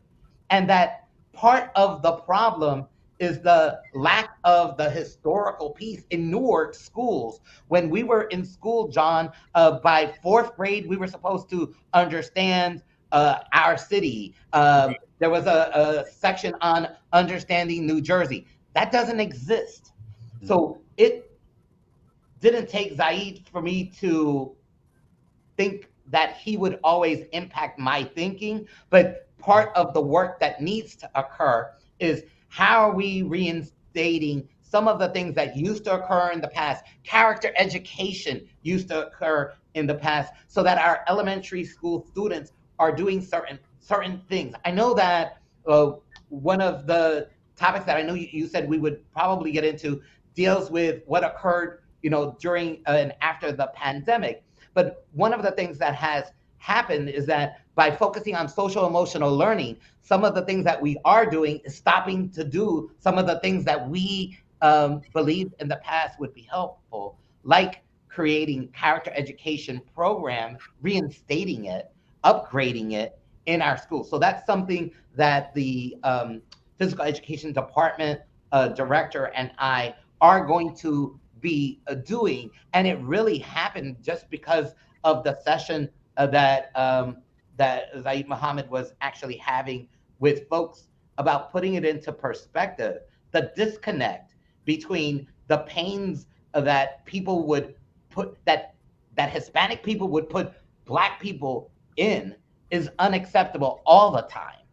And the fact that they would not have an understanding, none of them, and none of the people as it relates to them would have an understanding of the struggle that resulted in some great unity, suggests that it's the perpetuation of yet some other strategy towards dividing a community that can't ever be divided. Now, Let me, oh, Zaid, you were saying? No, I just wanted to, I'm just throwing some things on the table that I do not want to get lost in this conversation. And I appreciate Roger for laying out what he laid out. But let's build on that in very practical terms. One of our next guest is going to come on, and one of the things that he has done, and he teaches in the Maplewood South Orange District, is that he did a model convention for the 72 Gary Convention. That was very important. It came out of Newark's Black and Puerto Rican Convention that led to the defeating of our own expression of segregation here in Newark back in the late 60s and the early 70s. So there are things that are around that are very at our disposal that really need to be embraced in a very practical and hands-on way by educators. Second, I really will also implore that we have a developing ecosystem of violence intervention. And one of the things why this discussion right now is important, because these issues that are being raised, we're now talking about them, luckily where no major violence has come out of them. But in a very violent culture, where our streets are very volatile, right? We really got to get a handle on this thing. So I'm also, really saying that we really need to look at strengthening the ties between the school system and our community-based violence intervention network that is really, trying to get a handle on these things, and has done some important work on that front. Particularly, I'm very proud of our street team, our No Community Street Team, the work that it has done in terms of its safe passage program, squashing beefs between students, squashing beefs coming at students from outside of the schools as they come back and forth. There are spaces to engage our community, right, in a way where the community can also be an important voice and bridge in helping heal these questions. Yeah, I think one of the extremely important points that you raise is this whole concept of how do you fix it? And so one of the things that I would want to say is that over the course of state operation of the school district, part of the intersections that are critical stopped existing, so that there are different entities that work all by themselves, that it's not a united front. Because when we all start understanding and working together on the same page, then students will really make necessary, and our youth will make a necessary adjustment, because they will conclude the only reality: the adults are now in cahoots. And so we would begin to kind of curtail particular behaviors, if you will, and begin to demonstrate the type of progress that we know all of our students are in fact capable of. One of the many lucky things that we have is that we have the president of the Board of Education, Dawn Haynes, who obviously has dedicated her life to this very, very issue, and that the whole idea of being able to create that type of synergy is something that's already underway with an event later on in this month. And so there are things that we are strategizing, but the fact that it's all segmented is part of the issue, and then bringing them together becomes important. I already had some ideas of just reaching out to Brother Muhammad and Ed just on that and some other issues that they raised on the previous show a couple of weeks. So we'll make sure through Jonathan that we actually connect, and hopefully we can make that happen soon. And that goes. I just want to highlight some of the comments that were made and how they probably go to some of the things you said. Tammy Melissa was like, the issues that globalist studies are multifaceted. Black students have not been prioritized, and they are essentially transferring because they do not feel safe. Is that where you're coming into with character education or with other things that are being done? I think you mentioned ambassadors. Can you put that in the context of where we're at? Like, you mentioned a lot of different programs. Yeah. But can you put what you mentioned in the context of Tammy Melissa's comment? Yeah. So the issue is we can't have students afraid of coming to school. That can't happen. And we cannot have and or ignore any student who is in school being disrespected by anybody because of their race. Period. End of that commentary. And so when we try to address it, the issue becomes whatever is going to be the remedy won't ever be enough. So that when we're trying to create a climate that's conducive towards that which we know will help students learn, some of the actions that occur may be more aggressive than what people think. Sometimes we don't necessarily share information so that people are in fact aware of everything that has occurred. But we can't have students not thinking that being in school and not being compromised in any way is not something that's important. So the whole idea of prioritizing it is in fact much of the conversation that that is underway, that has occurred, and that we need to move faster on. I want to also bring forth a clarification from Principal Kafele.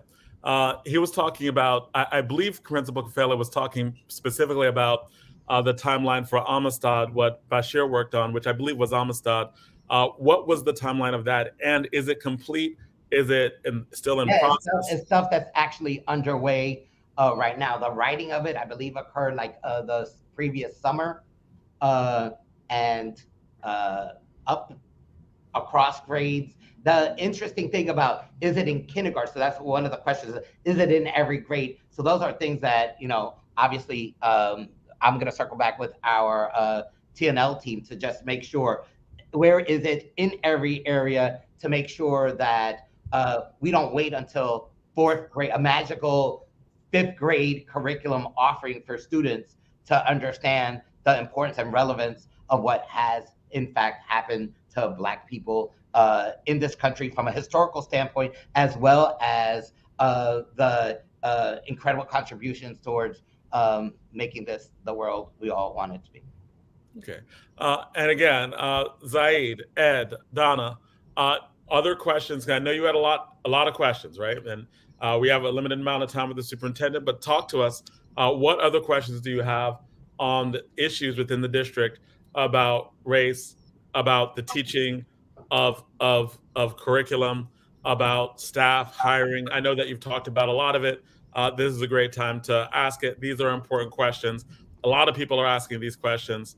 Do you have other questions to ask on that? Well, I know, Superintendent, you said something in the beginning, like a 10-year plan to dismantle, and you gave the example of Christopher Columbus. During the presidential election, if there were defund the police, that was a very purposeful to dismantle the system.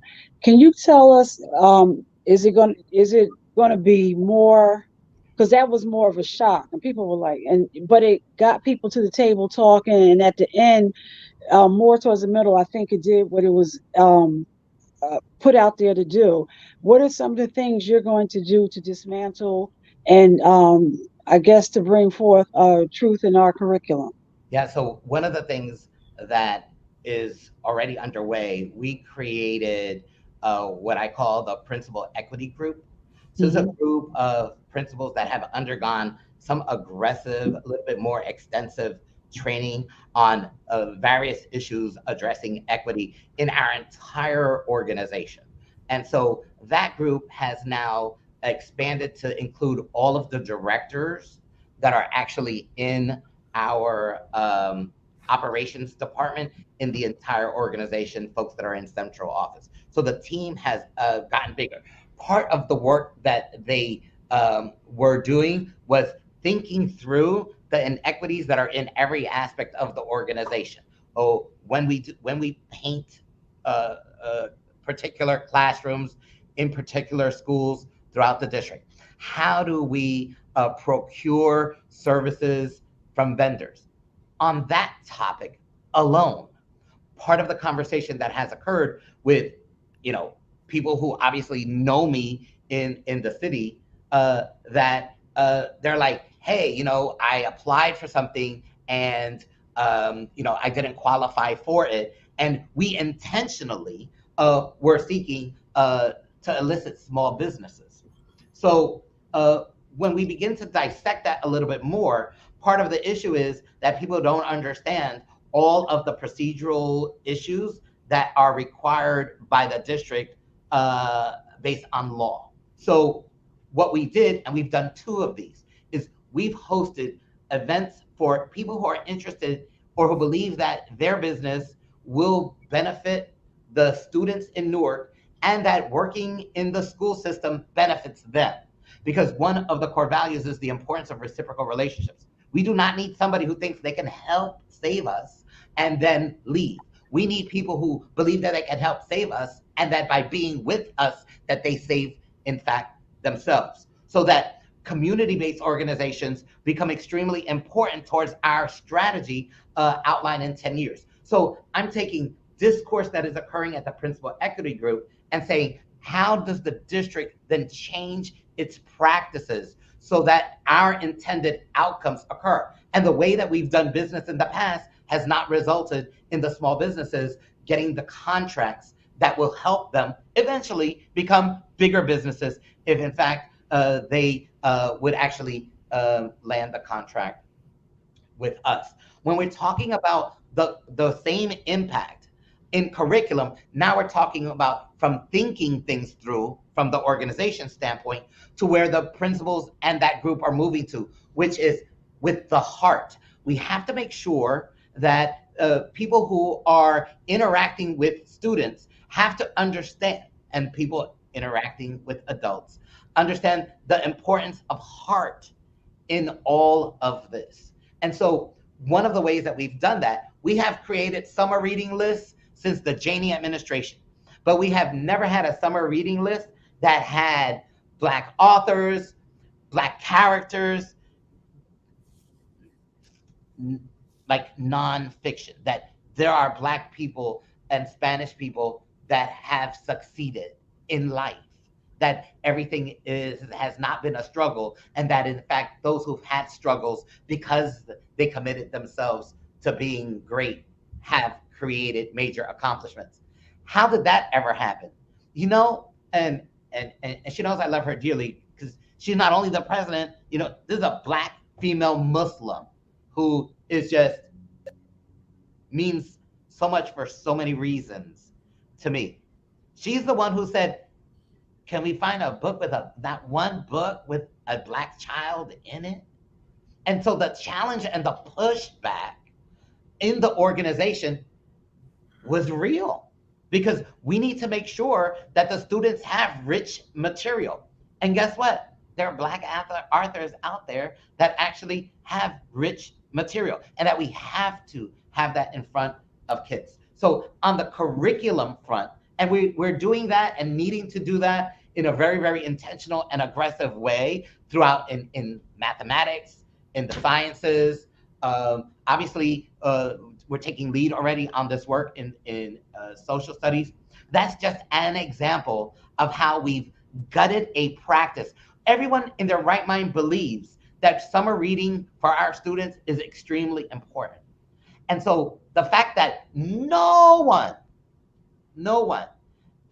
thought of, hey, why do not have us in front of children a book when they open it, that they see them, that when they read the name of the author or the illustrator, that they actually see somebody that could be their aunt or their uncle or their parent or themselves eventually. So that's an intentional way. It's an in your face way. It's disrupting the organization that would have picked a whole group of books if it not for the challenge that is inherent in what this 10-year strategic plan does.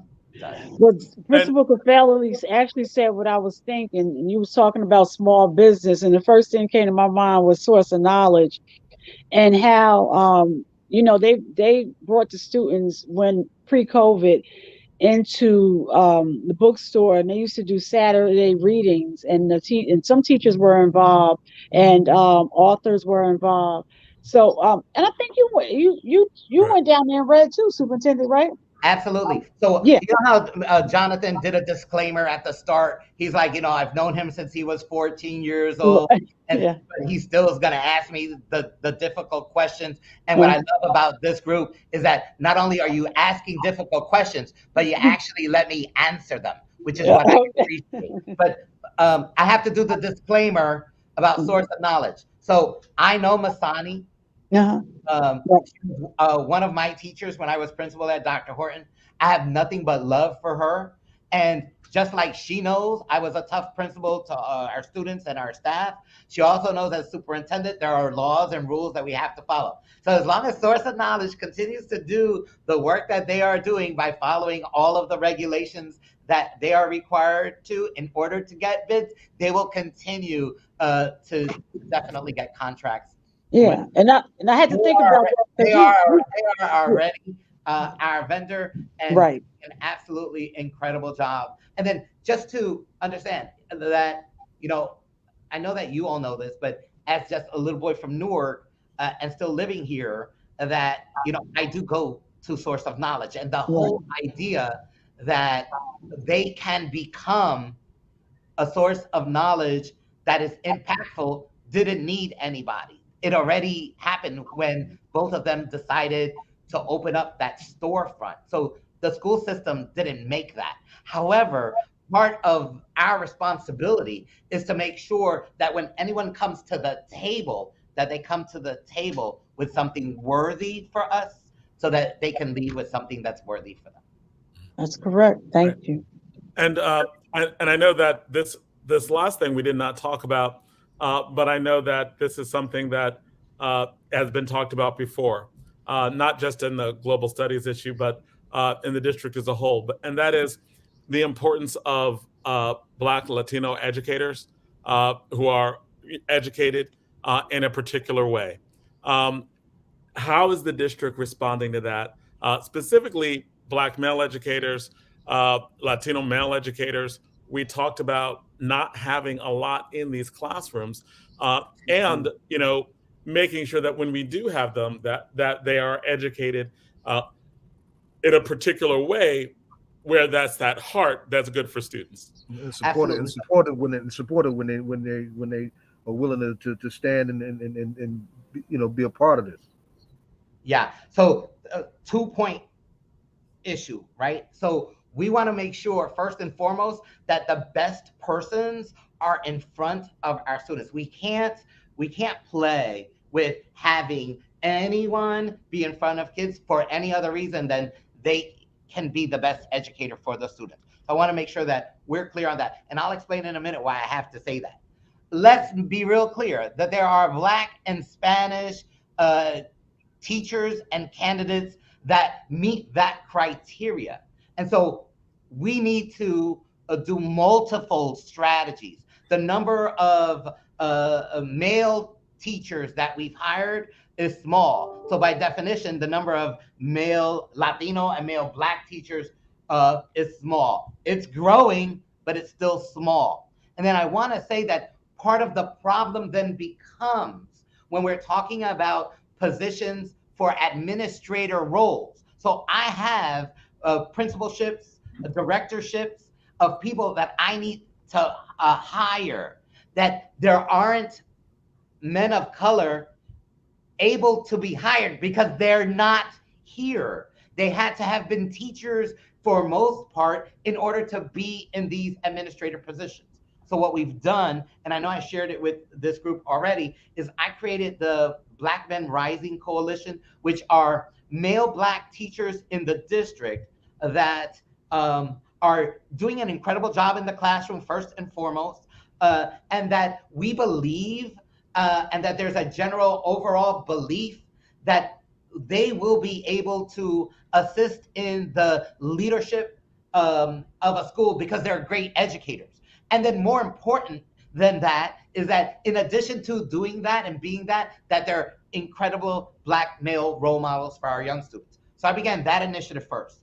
And because the Hispanic males were far behind, we did then institute the Latino Men Rising Coalition, which is the second group. Now, I spearhead both of the groups, with the mayor assisting me with initially with the Black Men Rising Coalition, and then becoming a real instrumental partner with the merger of the two organizations. You know, Reverend Perry Simmons, the young Lord Mike Rodriguez, all critical people towards helping our men understand the importance of the facts that however life has been dealt to them, that our young people need them unlike ever before. So the hiring becomes important. So we have a very, very competitive starting salary for teachers. And I implore people to go into teachnewark.org to actually apply.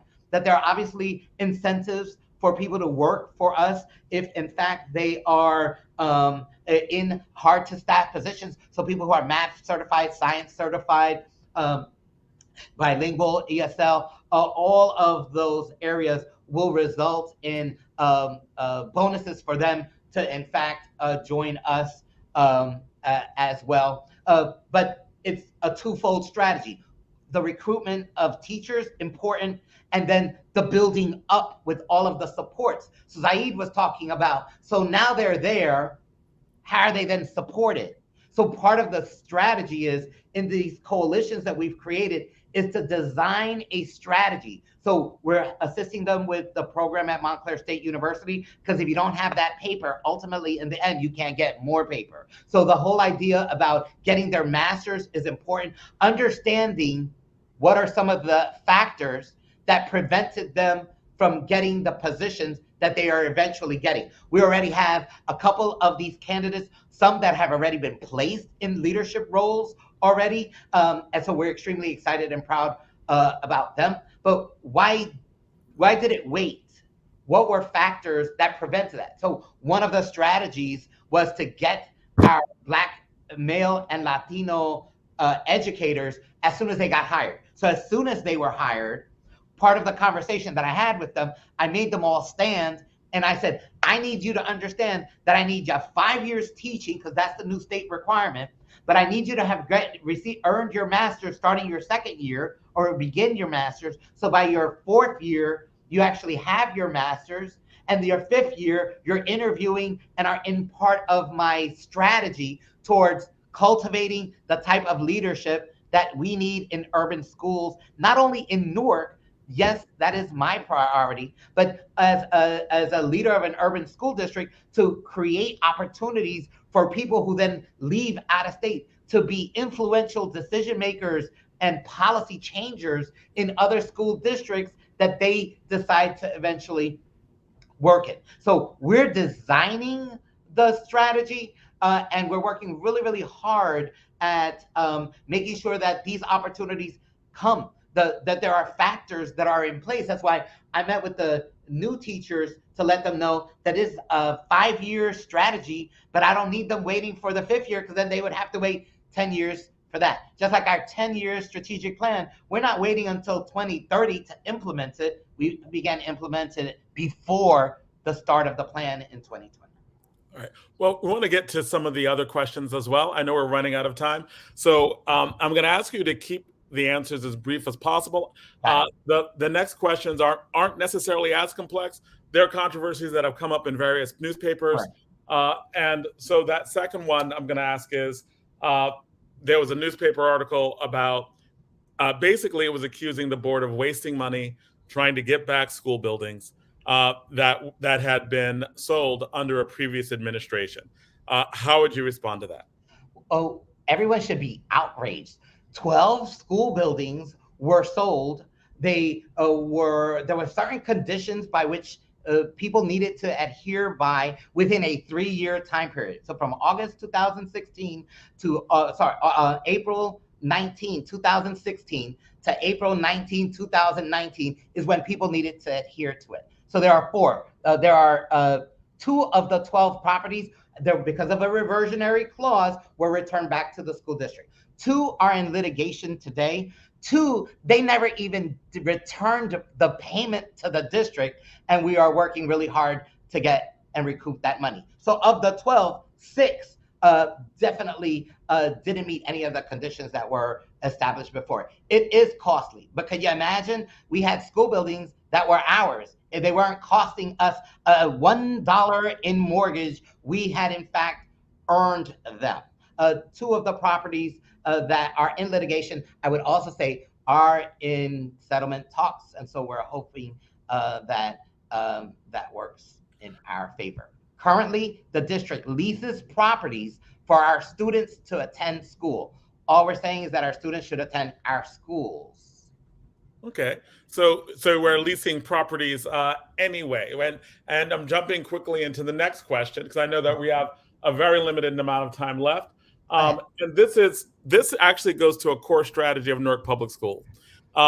We've talked about this before. You've opened more schools than at any time in my memory, right? And the criticism in the article is that you're opening all of these new schools, and many of the schools we have aren't filled to capacity. Why the School of Fashion? Why the School of Architecture? Why the School of Global Studies? Why opening up all of these schools in succession?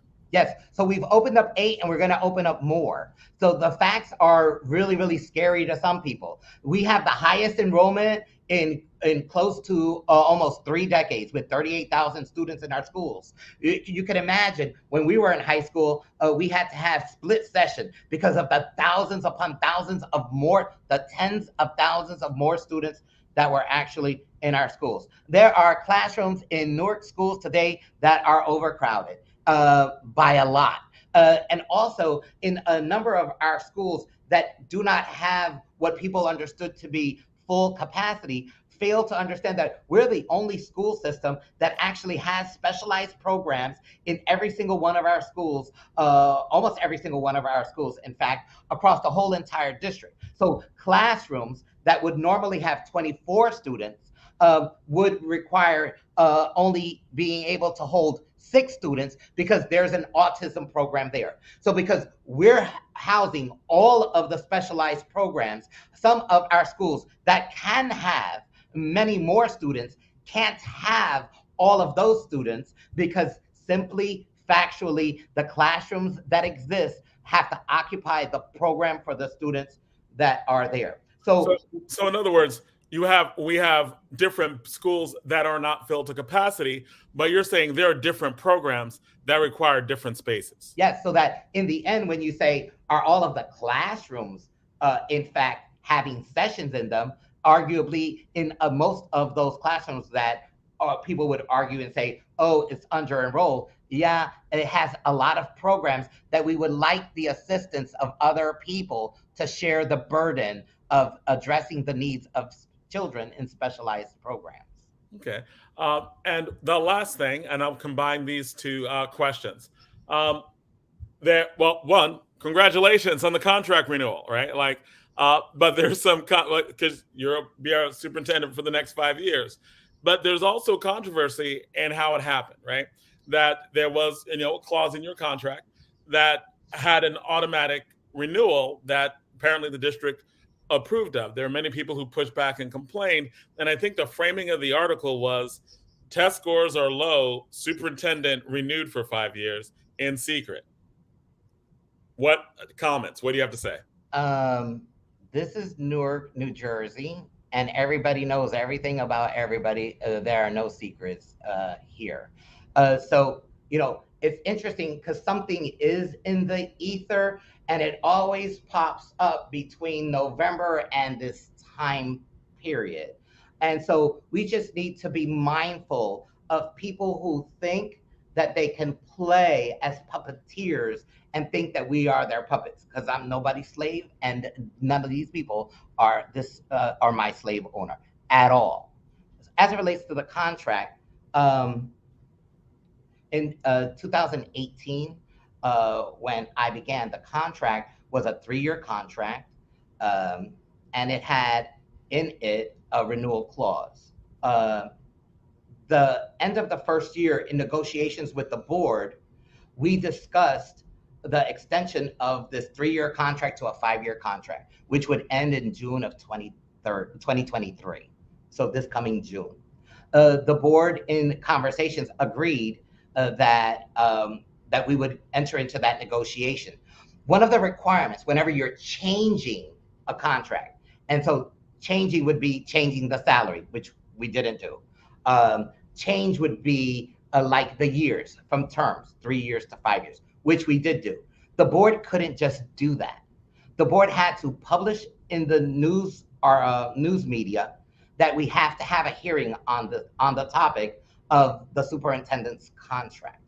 And that on, I think it was August 20th, so we're talking about in 2019, actual public hearing was held where the discussion of the contract occurred, and there were people who actually did speak, and there were board members who provided testimony, all flattered on the concept that we know we have so much work to, in fact, do.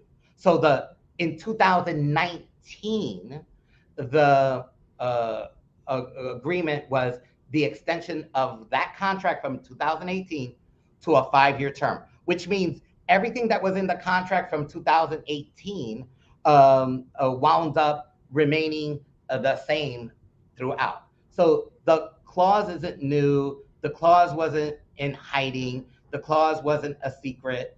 The clause was in the contract. And the interesting thing about this is that particular fake news reporters have Oprah requested which is officially getting official documents from the district, had received my contract years ago. And some of those same people are writing about like, oh my goodness, look at what's here. If it was important to them at any point in time, they would have raised it the years ago that they in fact received it. So the tactic is, unfortunately for them, not new. The work that we've done and the realities of the pandemic are real. Our national teacher shortage strategy, the national teacher shortage has been addressed quite successfully in Newark, and we've been asked to do presentations to superintendents throughout New Jersey. We've been asked to do presentations across the country as it relates to the incredible work that we are doing here on multiple different strategies. There's work that's occurring in special education that's extremely important. There's redesigning of curriculum. So the fact that we are improving an urban school district is an important conversation to have, because we are bigger than all the others in New Jersey, but pretty much smaller than a number of my colleagues throughout the country. So that getting it right in Newark does multiple strategies. It helps districts that are smaller, urban school districts that are much smaller than the most larger ones. It provides an opportunity for the larger ones to perhaps look at strategies that we are deploying to see if it works from them. And then we are not so thinking so highly of ourselves that we cannot constantly be learning about how do we improve the school system. So there are targets that we need to meet. There are strategies that we are deploying. The fact of that first year of the actual start of my role here created an important synergy that still exists today, that we're clear on who we are in the city. We're clear on the importance of the education of all children in any of the classrooms across all of the different school types that are in the city of Newark. And we're clearly focused on that there are even some parents who believe that their children, that there isn't a school in the city of Newark that is worthy of any of their children, so they decide to place their children in schools outside of the city of Newark. So it's a moving forward both and proposition. And, you know, I know that formally we were waiting to the end of the school year to at least acknowledge it, because that's when this term actually ends. The term has not ended. And we definitely are poised with the reality that there is so much work to do. But I will say that we're only at the middle of the third year of the strategic plan, and we have outlined some incredible learnings from over 2 decades of state operation, and we are making incredible strides, and no one should be scared or ashamed of that. Now the district, you're saying, has grown, right? Like there are more kids going in the district, and you've also intimated that some of the pushback could be from like potentially charter schools, especially around this time of the year, where people are choosing which school to go to. Like close to 1/3 of all students in Newark actually go out. The money goes outside of the district in terms of going to charters. Is that what you were intimating in terms of like, you know, we get a certain number of stories around this time of year every year? Is that what you were pushing? Yeah, I think that part of the issue ultimately is that smearing me or talking about the district in a disparaging way is going to be a strategy towards compelling students to not attend our schools. And everyone who knows me, all of the students that I've taught or were the principal of, or staff that I've hired and mentored, know that the direction that we are in fact going is one that is quite progressive and intended on moving the district to its rightful place. And its rightful place is children in the city of Newark understanding that they are the solution to all of the problems, all of everything that ails us today, things that we have created, things that have been created before us that we have not solved, that we're banking on our young people to help fix things. And that there are so many learnings that have occurred by the system, by me as a person, as a Newarker, as an educator, that we bring all of that important work and energy to the table. Are we where we want to be? No, we are not. Is there incredible work that has occurred? I am not sad when I say absolutely. And we're extremely proud of that. And we are constantly, as a part of an ever evolving organization, understanding that we have to be incredibly great for our kids today, because this is the day that they have in that grade, and that's it. And so we have to show up, that my teachers are absolutely incredible in the work that they have endured, that the parents are so understanding of everything that has impacted their houses as it relates to the pandemic, and the importance of everyone transitioning back to the all too important work that we worked through during remote instruction, and are realizing how our students need us more than ever before. So it's how did we do in the past? What is our promise for the future? to enable us to change where we are today.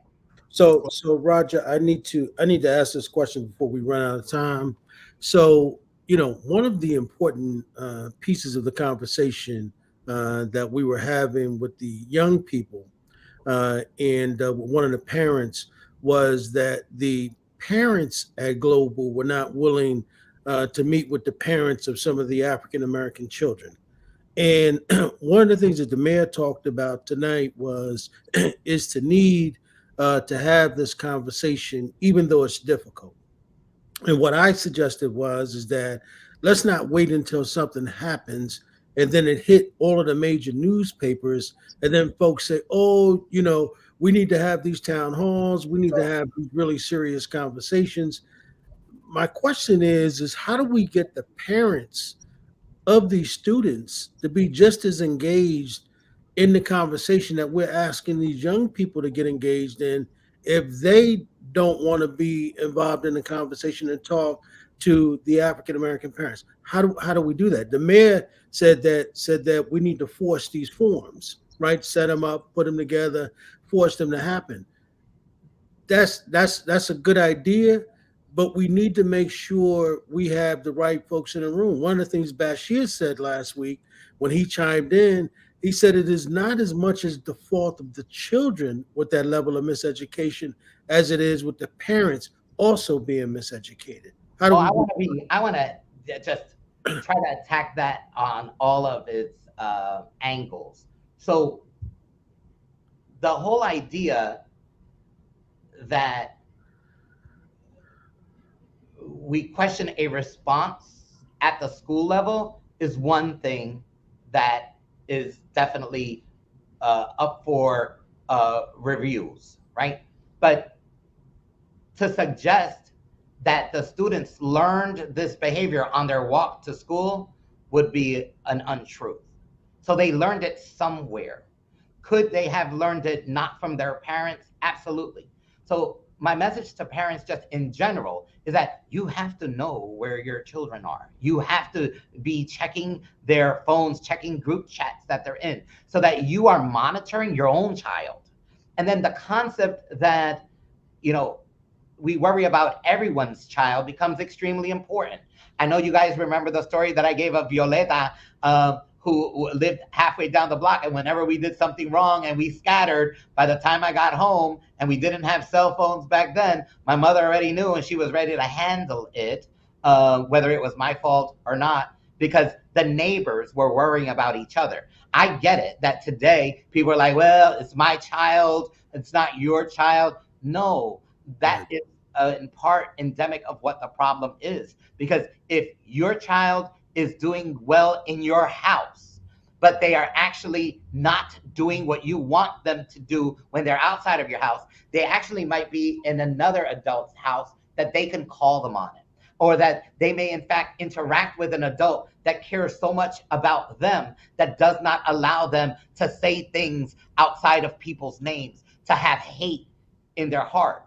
This is not something that a parent can say, not me today.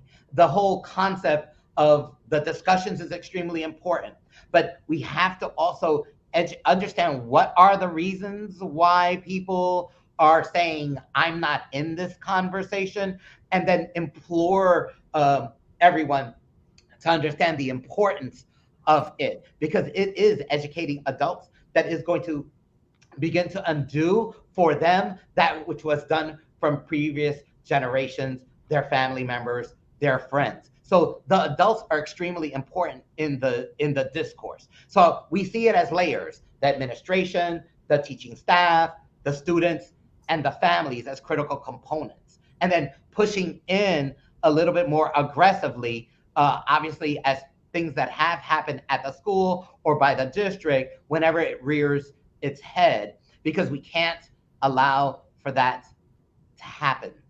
Not to the board president, not to a crossing guard that is on the street corner, not to a resident without an address, not to somebody who looks like you. We cannot allow it ever.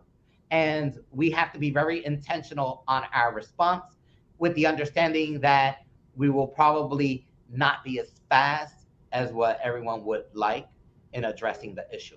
But everyone has to be in the discourse.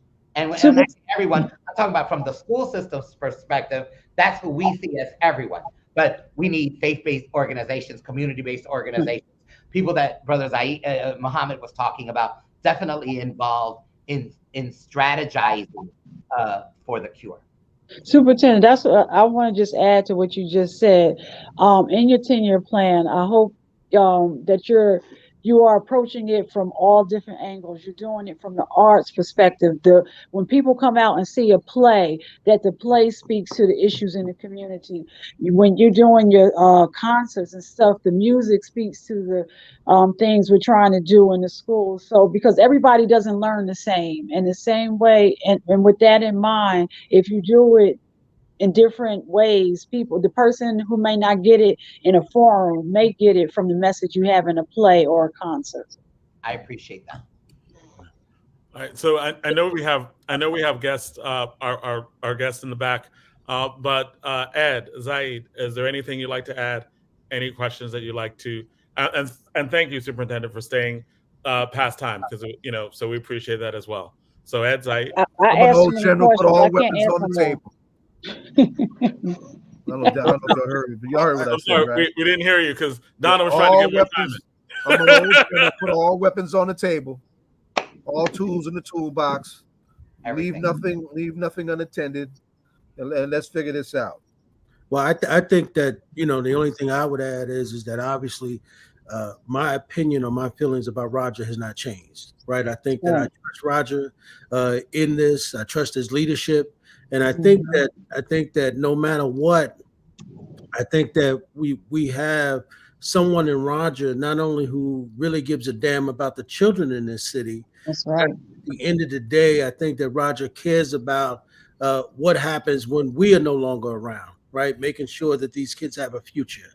And the only way that they're going to have a future is that if we make sure that they are around and that they understand both of them, both Black and Latino children, understand who they are, right? And like the mayor said, it's really up to us. It's our obligation at this point because we're considered the elders on the floor. Mm-hmm. So we have to be willing to do our job. We have to be willing to have a hard conversation.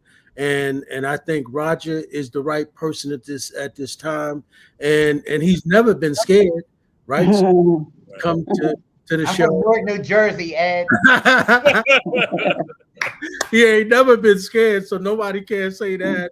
And he ain't shied away from none of the hard questions. And so I want to say to my brother that we're here to support you any way that we can to help with that conversation, to help in some way being able to help those young people.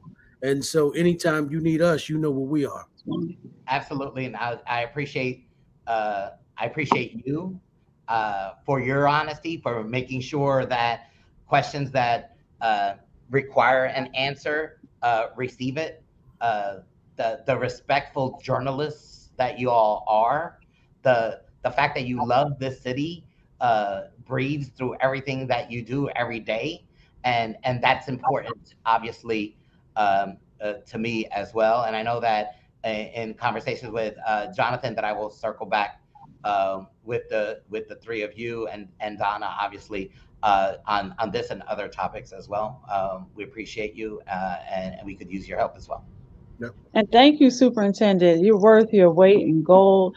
And just think about, always cherish those moments when you had that difficult situation or that challenging conversation, but that person comes back to you and said, I didn't think you could, but thank you, and I appreciate it, because those are the moments when you really get to see that the work that you're doing is really getting through. So thank you for doing what you do. Appreciate you. All right, and so thank you again for coming on. I appreciate it thoroughly always, and for you spending more time to get these questions answered. Right, like I would say that to my brother to make sure you drink water, make sure you get sleep. You're doing a lot of stuff. There's a lot of stress. There's a lot of other stuff going on. So, you need to make sure that you take care of yourself, take care of your health, and all that. So thank you. And I appreciate you immensely. I do want you to know that I do have a secret weapon in my arsenal. God, and I'm going to be just great, and so will they. Fair. You take some meat time. Send me a picture from Puerto Rico somewhere, just resting on a beach. All right. Take care, man. Thanks, Raj. Well, later. No, that was great. We did go way over time. I want to bring on our guests. I want to bring on our guests, and we're going to have them back again. I know there's a wonderful program that they're going to talk about, but we're going to have them on again, possibly next week, to further go in to that program as well. So, hey, TJ Whitaker. Hey, TJ. What's up, fam? What's up, family? How we doing? Good. Zinn, give that introduction. We ain't got time. Oh. No, I'm kidding. Right, because Zinn's introductions are always really yeah, right. That's the lecture. Right. No, but it's great. Education. Always supremely enthused and proud because this is my little brother here, TJ Whitaker, and my sister DeQuee. Right, we are, we all share a responsibility of a heritage and struggle that we take seriously, and both of them have done that in their professional lives in an exemplary way, right? And TJ is a pioneering educator, right, in our area. And TJ, I know you heard some of that conversation. I know you had a resource that you wanted to share with us to hear in our transition to this segment, right? But a pioneering educator in this district, the co-founder of the MAPSO Freedom School, right? And we'll let you explain what that is, and a proud, self-determining radical educator, right? Who in February is going to be hosting a teaching as a part of the Howard Zinn Education Project on how to teach the history of the Black Panther Party, looking at the powerful reprint of "Look for Me in the Whirlwind." Now, we know the phrase "look for me in the whirlwind" coming from Mr. Garvey when he was taken away to be deported after he was put out of the country, exiled out of the country after he was did his time being one of our first modern political prisoners.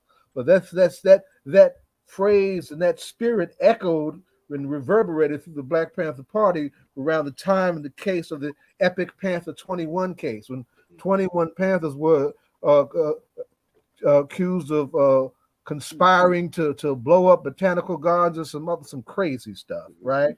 But it put all of them on trial for their very lives, right? It was a part of a frontal attack by the state, local, and federal governments, right, on the Black Panther Party at that time. And that book then was then known as the collective autobiography of those 21 defendants, where they were telling their own stories. Because when we get attacked by the state and when the media chimes in, we are dehumanized and criminalized in the process. And it's the responsibility of those of us who have to support those of us who are attacked to humanize our freedom fighters and to stand by them, right? And this is them speaking for themselves. Well, the reprint went back and went deeper from some of the survivors themselves, right? And all of the wisdom that they have obtained since then, and some of the healing that they have been trying to do too, because some of them have gone and done long prison bids. DeQuee is at home with her husband, Sekou Odinga, who did almost 40 years. Daruba was one of the first to get out, but he did 19 years, right? We just got Sundiata out. He did 49 years, right? So education ain't no abstract thing when it comes to teaching our history. And these are two educators that understand that and have those connections with teachers, parents, administrations, community, the way they're supposed to. And this particular project is an example of that. So I wanted TJ to come on and talk about that a little bit. Tell us about the Howard Zinn project. Tell us about what you're going to do in February. Tell us about DeQuee's contribution to that rewrite. DeQuee, jump and tell us why all that's important. Okay. Well, thank you, Brother Zaid. And again, thanks to the All Politics, the local fan, for having us on to talk about what I think is a really important program. Again, I've been doing political prisoner work with Zaid and Sister DeQuee for a few decades now. But in 2017, when the reprint of Look for Me in the Whirlwind came out. I stole mine. I can't find it. I got you, brother. Don't worry about it. It's in the mail. It's in the mail. My department chair at Columbia High School agreed to bring the book into the curriculum. So for the last 5-6 years, every year, students in my class are reading Look for Me in the Whirlwind. We have an entire unit, of lessons that we use. This year, I was fortunate enough to be named as a Prentice Charney fellowship teacher for the Zinn Education Project. And one of the projects that I'm doing through the fellowship is this program with 3 of the original members of the Panther 21 and one of the co-editors of the book, Sister DeQuee, who was on the program today. So again, it's February 16th at 7 o'clock. If Zaid can post a link, we need teachers, parents, and students to sign on. But again, I didn't want to take the whole time. Sister DeQuee, if you want to share anything just about, how you all put the book together or any part of that process, before they ask us any questions. But did you want to add anything to the controversy? Yeah, thank you for that, Brother TJ and Brother Zaid and the All Politics is Local crew. I cannot help but think about one of our political prisoners who died behind the wall, murdered in those death camps from medical neglect. Abdul Majid, who always said, all politics is local. That's right. So when this show is carrying on that legacy of what Brother Abdul Majid always said, because it is. And so, as Brother TJ said, in working in being an educator for liberation, and being a student of life, a student of Black history and her story, we pass it on in all the ways that we do. And so my work with this book stems from the fact that, corporate America, mainstream America, the capitalist system loves to take our history and her story, do their revisionist stuff, do their capitalist stuff, commodify our history and her story.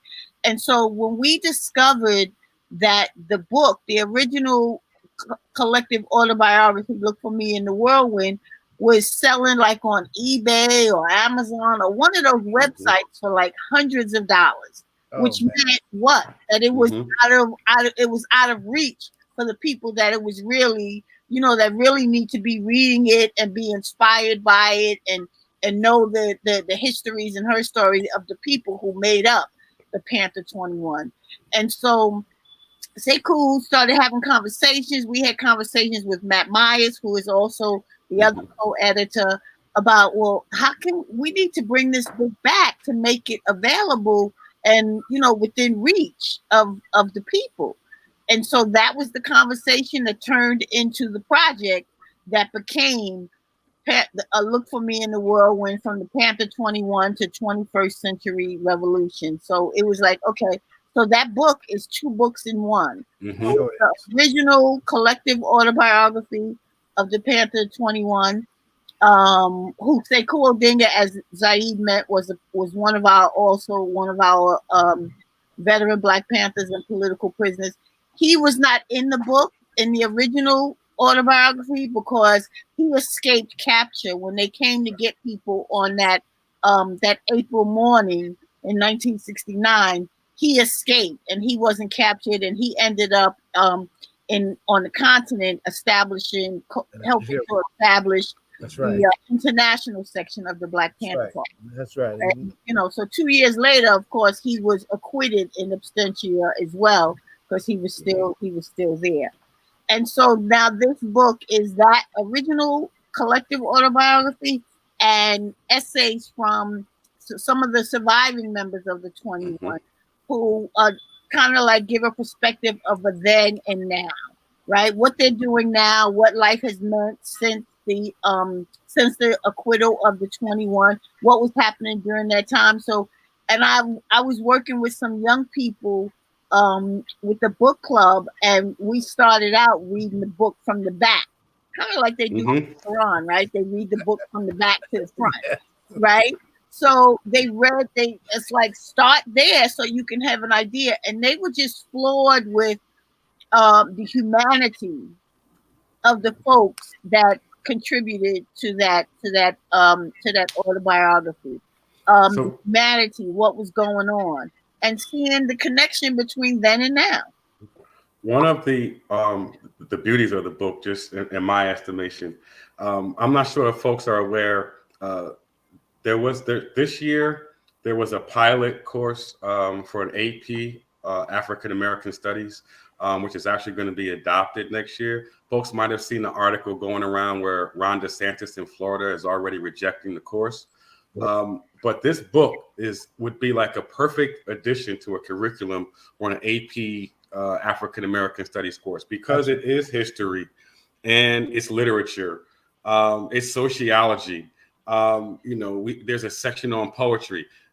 There's a section of photographs, original Panther 21 photographs that a photography course could do, again, multiple lessons on. And so, again, it speaks to so many different disciplines.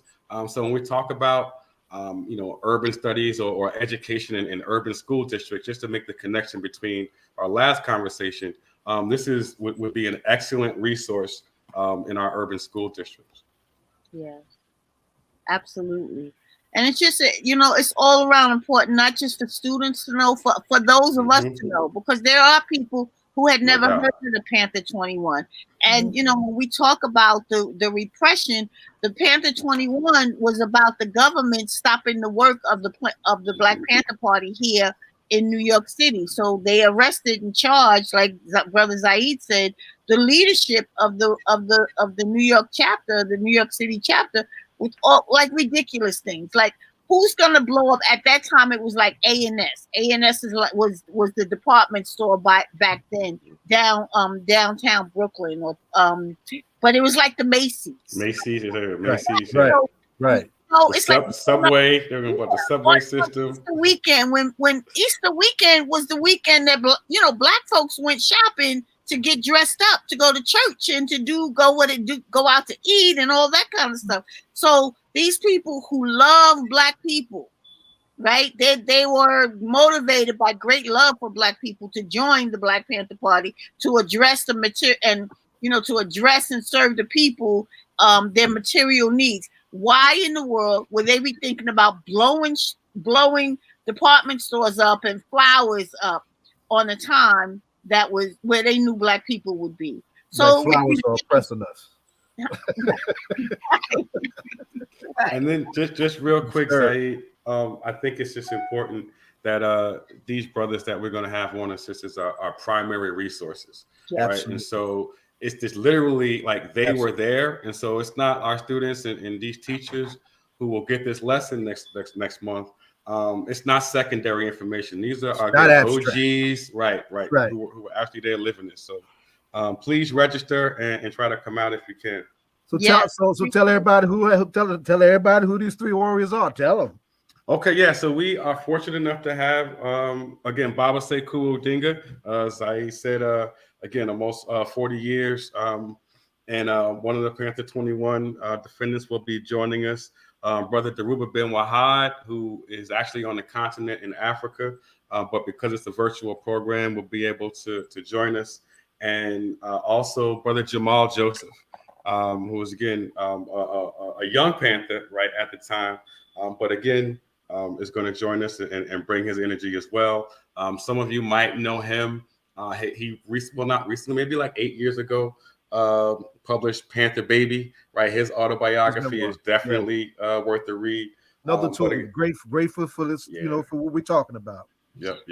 And a filmmaker and an educator himself. Right. So the beauty of this book, besides it bringing the past into the present, because as it was said, right, our history and her story is in the living. It is being created in the moments that we live in right now. It's just not stuff in the past, artifacts and stories and, you know, narratives from the past. We have people who are alive today who can talk about what was going on then and how it relates to now. But it's also showing how people have continued to do the work, right? It wasn't a revolutionary just in the Panther 21. They still have the politics of serving the people, of educating the people. Absolutely. Mm-hmm. And so that's the value and the importance of this book. And it's also important for the teachers and the students who will be attending to see that, you know, sometimes people put people who made history that we read about, because people make history, not all of it makes the books, like that is something like they're too extraordinary, like that could never be them. But what the aim is to help people to recognize that this is all of us, and we can all, you know, we're ordinary people who may do extraordinary things or things that we never imagined that we could. And so that's the value of an event like this. Like these were the people who were the Panther 21 and people who were in the struggles of the 1960s and 70s. Those were the everyday, ordinary folk, just like you and I, who go to work, try to feed our children, keep rent, the food in our belly and a roof over our heads, but saw that there was a need that needed to be addressed that was not being addressed, which is the same that is happening today. So we need people to understand and to read and be inspired and motivated, say, I can do something. I may not do what they did, but I can do something. And that's Black Panther Party.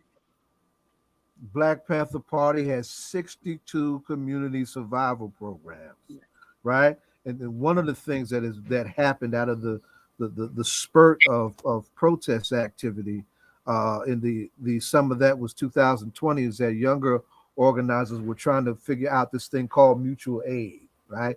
That's the old language for what, you know, we were talking about when we were doing breakfast programs. We were doing sickle cell drives. We were doing, you know, challenging landlords on the lead poisoning and all of those things, right?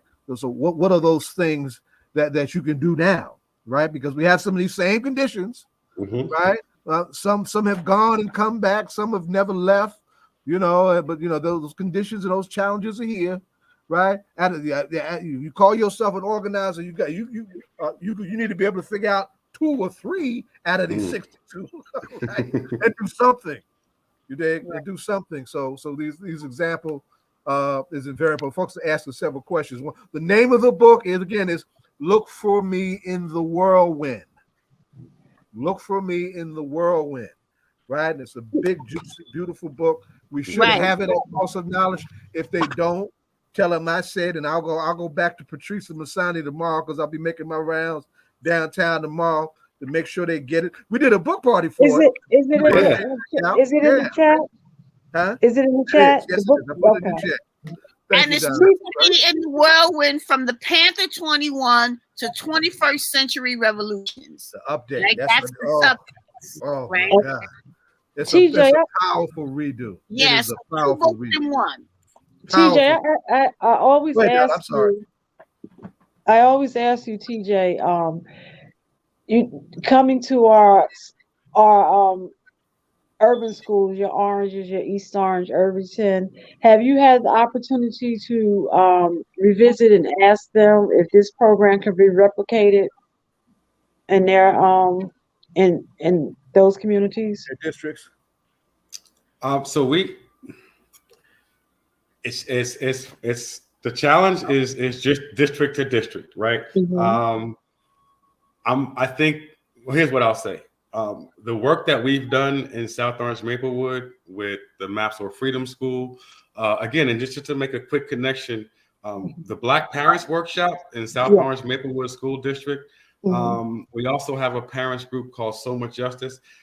So those 2 parent groups, just going back to the last connection, in supporting our work as educators, like having that connection between the parents and teachers doing the work for their children, like that triumvirate has been really powerful for us. But when you talk about and going to other districts, what I found is like teachers definitely want to make this happen.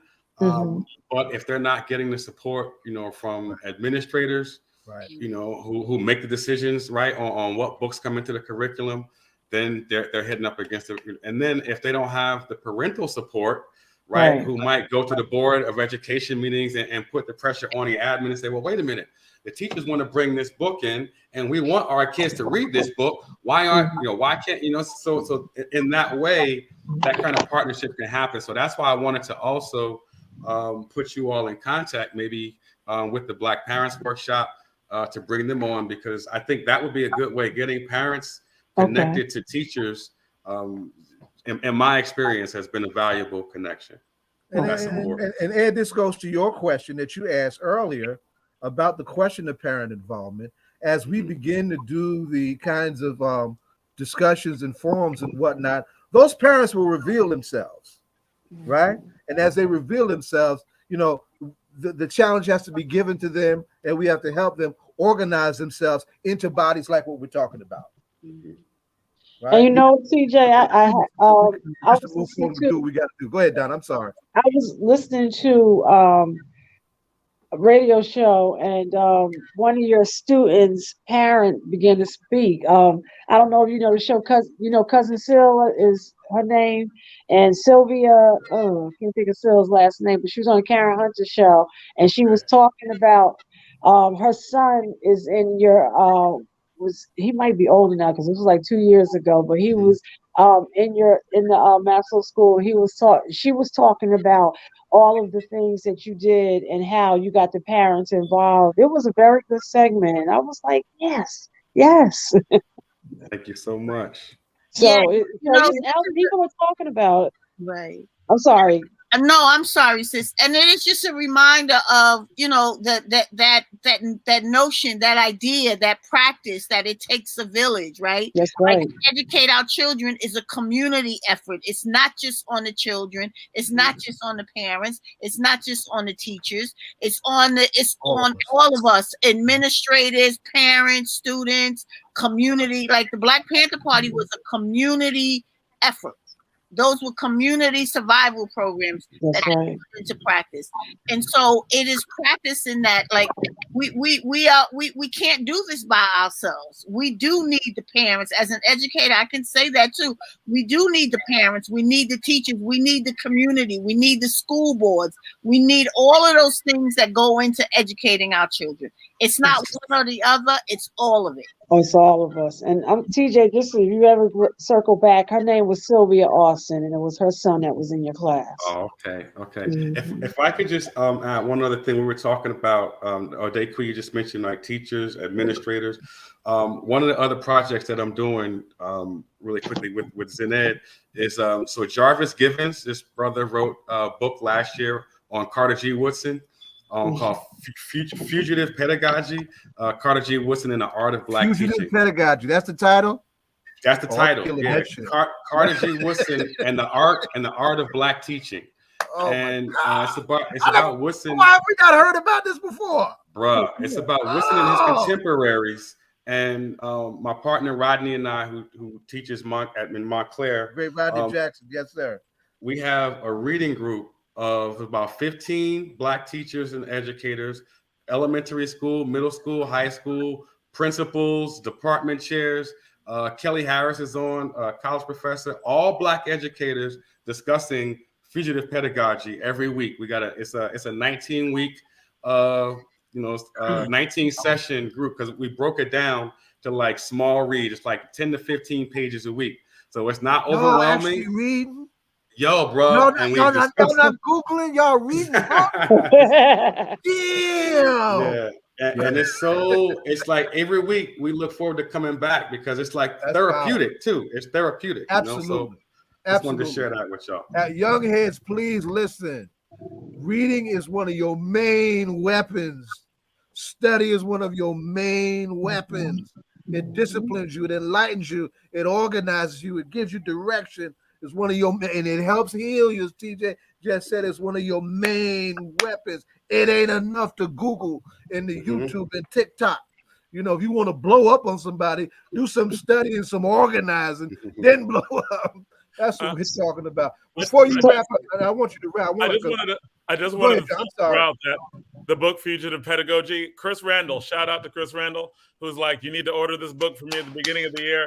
I need to get it for myself as well. But yes, that's great. That's the first time I heard of it. Yeah, keep me out of that bookstore because I'm gonna steal it. I'm gonna get that. That's right. So DJ Rhino is on, so I just Now, want let's end on the hip hop note. Right? Yeah, DJ Rhino, you asked the question. No, before the question, I need to appreciate this. One of the Panther 21 defendants was none other than Afeni Shakur, the mother of hip hop legend Tupac Shakur. That can't be lost sight on an audience and on a show like this. So that is one of our takeaways. Now you ask the question. Well, let me add this before he do that. I just want to give TJ, his props, man, and just say he's one of the dopest educators, I think, in this country. That's and right. They need to be celebrated, for listen, man, like you and Kafele, I really don't think there's enough money, man, to pay you cats for what y'all do for our kids, what y'all do for our community. And I just want to make sure, man, that that on All Politics Are Local, we respect your hustle, brother. Hey, listen, appreciate you. Thank you so much. Listen, this sister right here did a bunch of years in the New York City public school system. Black and strong and unapologetic too now, right? I am retired now. Yeah, God bless you. Bless her. I'm just tired. I can't retire from nothing. I'm retired from that service, but I'm not retired You from still, service. No, of that's our right. That's right. that's Northeast right. You're doing a Political well, teaching. Coalition I was gonna that's say, the driving force right there. I was about to say you were doing the people's work, but you were a teacher. You were doing the people's work then, so you're just doing it in another platform. So, Rhino, question. What is the question of the day, sir? You muted, right? Can't hear you. I want to definitely say big ups to TJ because as they said earlier, when we speak with Principal Kafele, just having those Black male educators in place, man, is so important, man. It's so important for our people, man, for us, just for our situation and our struggle, man. We need more Black male educators, more Black educators in general, but to see the brothers there, man, is so necessary, man. So thank you for everything that you do, man, and what you put forth, man, and keep doing it, man. You know what I'm saying? Thanks for the love, bro. Thank you so much for the love. And big ups to the Queen as well for all your work. You know what I'm saying? These So kind of sessions is what carries. Right. Exactly. So the big question, it's a political hip hop show. So we like to usually ask our guests, what is it in hip hop music or in hip hop culture that you take with you when you're doing the work that you do, or what gets you through your day, as far as hip hop music? Is there any artists or is there anything about the culture that you carry with you that keeps you going? So for me, I think it's authenticity. Given how education is sometimes viewed in our community, it's important. And I'm not to sound real corny, but I tell my students, you can be cool and smart at the same time. Right. And I'm a living example of it. Right. And so I try to be authentic, right, in that way. I tell them I'm a nerd, and so in terms of hip hop, it's that authenticity. And then on another level, I leave for work like super early in the morning. And so I like to listen to hip hop instrumentals. So there's some like Pete Rock, instrumentals, any kind of dope instrumentals on my drive into the morning that will help carry me through the day. Right. That's dope. That's dope. Instrumentals, hip hop instrumentals. I don't normally hear people say that. Listening to the beats. You know what I'm saying? Yeah, exactly, dude. Exactly. You're putting your own words on top of that. That's right. You know what I mean? Yeah, vibing for the day, getting ready for the day. Yeah, I never heard that either, and I like that. You know what I mean? Because you can sort of put your own thoughts to that track, man. I like that. Yeah, exactly. It's almost like for me, it's the creativity, it's the organic nature of hip hop, right? Coming from the people, coming from the source, being the griots, being the storytellers. Because I remember when they wouldn't play hip hop on the radio because it was like they were just not interested. But it was a level of self-determination that those early hip hop artists had. We're gonna gather in the park, we're gonna sell these tapes, we're gonna do whatever it is we have to do to get the message out there and to get the creativity out there. And it was all those different it was the street art, it was the dancing, it was all of those things that went into it. And so I'm always looking for, even as an educator, using hip hop. And because I write, I listen to the words. Like I gotta kind of feel the beat, of course. And I used to tell my students all the time, don't just get caught up in the beat, because they can have you rocking and bopping to a song that's talking about to kill that MF. That's right. Right. So I get into the words, and so I love people who tell the story that is like uplifting our people, dealing with the oppression that we deal with, but also talking about our resistance. Excuse me, and our legacy and our continuing on. And so there's this young sister who she just makes my heart sing and smile and rejoice. Nejma Nefertiti. She is a hip hop artist that's doing great things. Here it is. Nejma, Nefertiti. Do you know her? Yes. Okay. So we can talk about having her come on. Oh, that would be wonderful. Yeah, she is awesome. She got stuff on. She's on Instagram and all that. But I love her. How do you spell that? You want me to put it in the chat? Yeah. Yeah, Okay. We'll look that right up. Okay. Yep.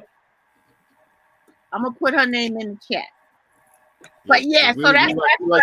like to learn about new artists and underground artists and artists coming up. On to come up. Yeah, there it is. Nejma Nefertiti. Nefertiti. Okay, I'm gonna look her up. Yeah, she's awesome. Yeah. All right. Well, that's what's up. Thanks for having us, folks. Yes, all politics is local. You make me smile tonight because I thought about our ancestor, Brother Abdul Majid, who always said that. He always said that. And you are the essence of that. Because all the people that you have on your show are about doing the local groundwork. So thank you for your efforts, for your work, and for giving us a voice here on your show. And to your listening audience, thank you so much for being a part of this evening. And we hope to see you at that Zinn Project Education Project. Yes. Please. And the dates again, can you close out with the dates? Yeah, it's February 16th, 7 to 9. Zaid, I'll resend you the webpage if you needed to post it. Yeah, I already registered out. Yeah, I got it on blast. And then folks just register. Yeah, you want everybody to register. That's what I was gonna ask. Okay. Yeah, well, why don't y'all put it in the chat so we can post it? It's there. We'll post it on all politics, local, social media pages. And we didn't get a chance to get to it, but TJ's model convention for Gary is something we need to lift up another. Well, you actually been on about it already, TJ, but we got to lift that up in a community setting too, and whatnot, because that's something else that our folks in our last segment could get with. Yes, no doubt. Yeah, we're having the second one this year. For 2023. Yep. Indeed. All right. Poder. That's how you say power in Spanish. Thank you so very much. Yes, thank you. Hey, TJ, before you go, man, how's Brother Harris doing, man? Brother Kelly Harris is doing well, man. We had the send off for him a couple of weeks ago, and he's already hitting the ground running at University of Pennsylvania, doing work in the community, shaking the foundations, man. He's scaring folks down at UPenn, talking about going into barbershops and churches. They say he's scaring them to death down there. But it's all good. He's doing well. Yeah, that's old school. That's how. Yeah, that groundwork. That's how you do it, right? That's how you do it. Right. That's right. Yeah. Watch your grassroots game. That's right. I will give him your love, man. Give him the love from the All Politics family. Thank you. Have a great week, folks. Yes, sir. All right, they love to Yes. say cool. Absolutely. I will see y'all on the 16th. I'm looking forward. Thank you for inviting us to be here.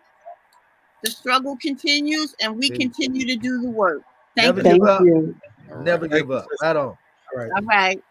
Peace. Peace. Zane, we went down Yes, to ma'am. North Philly, and when we were working to make sure I think it was a prosecutor get elected. Were you down there? Did you go on that trip when Pop went down to North Philly For what? to help the prosecutor in Philly get elected? We were No, working with the reentry project. no. You didn't go down to that? Oh, that was a beautiful, yeah. The bookstore down in North Philly. It was nice. What's up, Rhino? What's going on? You talking about Uncle Bubba's Uncle Bobby's bookshop? Is it upstairs? I just remember it was right on the corner. It was upstairs. That's actually in West Philly. It's not in North Philly. No, we were right at Temple. It was in North. Okay. No, that's a different story. So what's going on, DJ Rhino? What's going on, y'all? What's happening? Yeah. We What's always going talk on in the about world of hip hop? And what's that What'd you shirt? say? OGV. There you go. Well, that's Operation Good Vibes. That's my DJ crew. You know, today is National DJ Day today. Oh So wow. Okay. Operation Good Vibes. That's my DJ crew. It was actually started by my one of my boys. Actually, he's kind of like a mentor of mine. My man DJ R Train. He used to go by the name of Rich Love back in the day when we were growing up, man. But he was the one that inspired me to go get my own equipment because you know DJ I R knew Train. I What knew part I of town he from? Huh? What part of town? What part of the city he from? DJ R Train. He's from Amsterdam Projects, right there, right behind Lincoln Center. Okay. Yeah, that's our AP all day. People forget about the projects right there in Midtown. Nah, I can't forget about those. That's an all black community too. That's right. And the thing with Train, you know, he had he was the first cat that I ever saw have equipment. He was like he was a year older than me. He was the first dude that I saw have his own equipment. You know, he made his own speakers and all of that. And, you know, we would go to his house after school and be a bunch of kids after school just standing there with their book bags on, just watching them DJ and all of that. So he was like the one that inspired me to go get my own equipment. Because I used to try scratching and stuff, but I was doing it on my grandfather's phonograph. My grandfather had one of those 4-speed phonographs that went from 16 to 33 to 45 to 78. You remember those? Yeah. Oh, hell yeah. He didn't murder you for messing with his records like that. I used to try to scratch on one of those all the time. So I knew how to scratch. I had the timing, but I didn't have any real DJ equipment. So after I saw Train, I was like, I'm gonna go get some DJ equipment. You know, I bugged my mother about it. And my grandmother, you know, she chipped in and all that. So I was able to get some of my first equipment at that time. But he's the one that basically started Operation Good Vibes. This was around during the pandemic. I think he may have been doing it a little bit before the pandemic, but as y'all know, you know, when the pandemic hit, the DJs blew up online on the internet. Yeah. You know what I'm saying? So, you know, he created Operation Good Vibes. And, you know, he just tacked on some of the family. My man, Malik Mania, he's part of the crew. My boy, Max Jerome's part of the crew. DJ Coach K, myself. And there's a lot of other DJs that are affiliated with it too. So that's Operation Good Vibes. Today is National DJ Day. So, you know, just want to shout out. I want to definitely shout out my father. My father was the first man I ever seen put his hands on turntables live in front of my face. And this was when he was at the radio station back in the 70s. So we talking about those big turntables they had. Yes. With the big knobs on the board and stuff like that. All right, so that was my dad. You know, he was the first man I ever saw, you know, rock some turntables. So that big ups to Captain Kirk, rest in peace, Pops. Also big ups to R Train, which I just explained. Big ups to Grandmaster Flash, the one who basically took what Kool Herc did as far as having the two records on, you know, the same record on each side, on each turntable, and running the breaks. Grandmaster Flash was the first one to actually create the backspin. Grandmaster Flash was a scientist, man. So he would count how many times you had to backspin a record to get to a certain point. He was the one who was the first to start marking the labels to where where you're going to catch a certain scratch or a certain cut of the record. Or it was like a queuing system. Grandmaster Flash basically created the queuing system for hip hop DJs. Big ups to Grand Wizard Theodore. Grand Wizard Theodore was the one who took the scratch that you heard in the headphones during the monitors during queuing while they're queuing the record, and he would actually play it out loud for the listeners to hear the scratch. So he was basically the inventor of the scratch. You know what I mean? Basically, putting it out to the public. That sound, that scratch and sound of the record. Big ups to Grand Mixer DXT. He used to be Grand Mixer DSC. He changed it to DXT. This is the first man who basically won a Grammy. He's the man that did the song Rocket with Herbie Hancock, the jazz legend. Herbie Hancock, jazz keyboardist. Grand Mixer DXT did the basically the DJ solos, the scratches on that song Rocket, and which this song had a crazy video. The song won a Grammy. My first time seeing, and this was inspiration for me as well, because this is my first time seeing a hip hop DJ on such a huge stage like the Grammys. And I was a kid. I was a preteen at that time, and to see him on I was a teenager. I was like 13, 14. And to see him on a big stage like the Grammys, up there with Herbie Hancock, that was my first time seeing how far a DJ could go, a hip hop DJ can go. Like, wow, you could make it to the Grammy stage. You know what I mean? So it was just, that was huge for me. Just like another one, Jam Master Jay. Jam Master Jay was the first one. Run DMC all together. Those were the first hip hop superstars that took it to rock star levels for hip hop. You know what I mean? These were the first dudes to get endorsements. They got the endorsement with Adidas. Yes. So Jam Master Jay was a huge influence. Plus, just personally, we used to, Jam Master Jay's wife Terry lived in our train's building right upstairs. So we used to see Jam Master Jay all the time. We were there when Jam Master Jay picked her up in his Cadillac Jeep and with his tuxedo and his Adidas with the Run DMC hat on. And Terry came downstairs in the wedding gown, and they went off and got married. So that was kind of a personal thing to see Jam Master Jay in the hood like that. You know what I mean? So big ups to Jam Master Jay. And there's so many others. I mean, you got Red Alert and Chuck Chillout who took Red Alert. Yeah, they took care. They mastered the radio on Kiss FM. You had Jazzy J, who was basically the record man for Africa Bambaataa when Bambaataa was first starting out. Jazzy J was his record man, and he is the one who came up along with Red Alert. He was Red Alert's DJ partner, Jazzy J. Big ups to Mixmaster Ice, who was down with UTFO. Rest in peace, Kango Kid. Rest in peace, EMD, the educated rapper.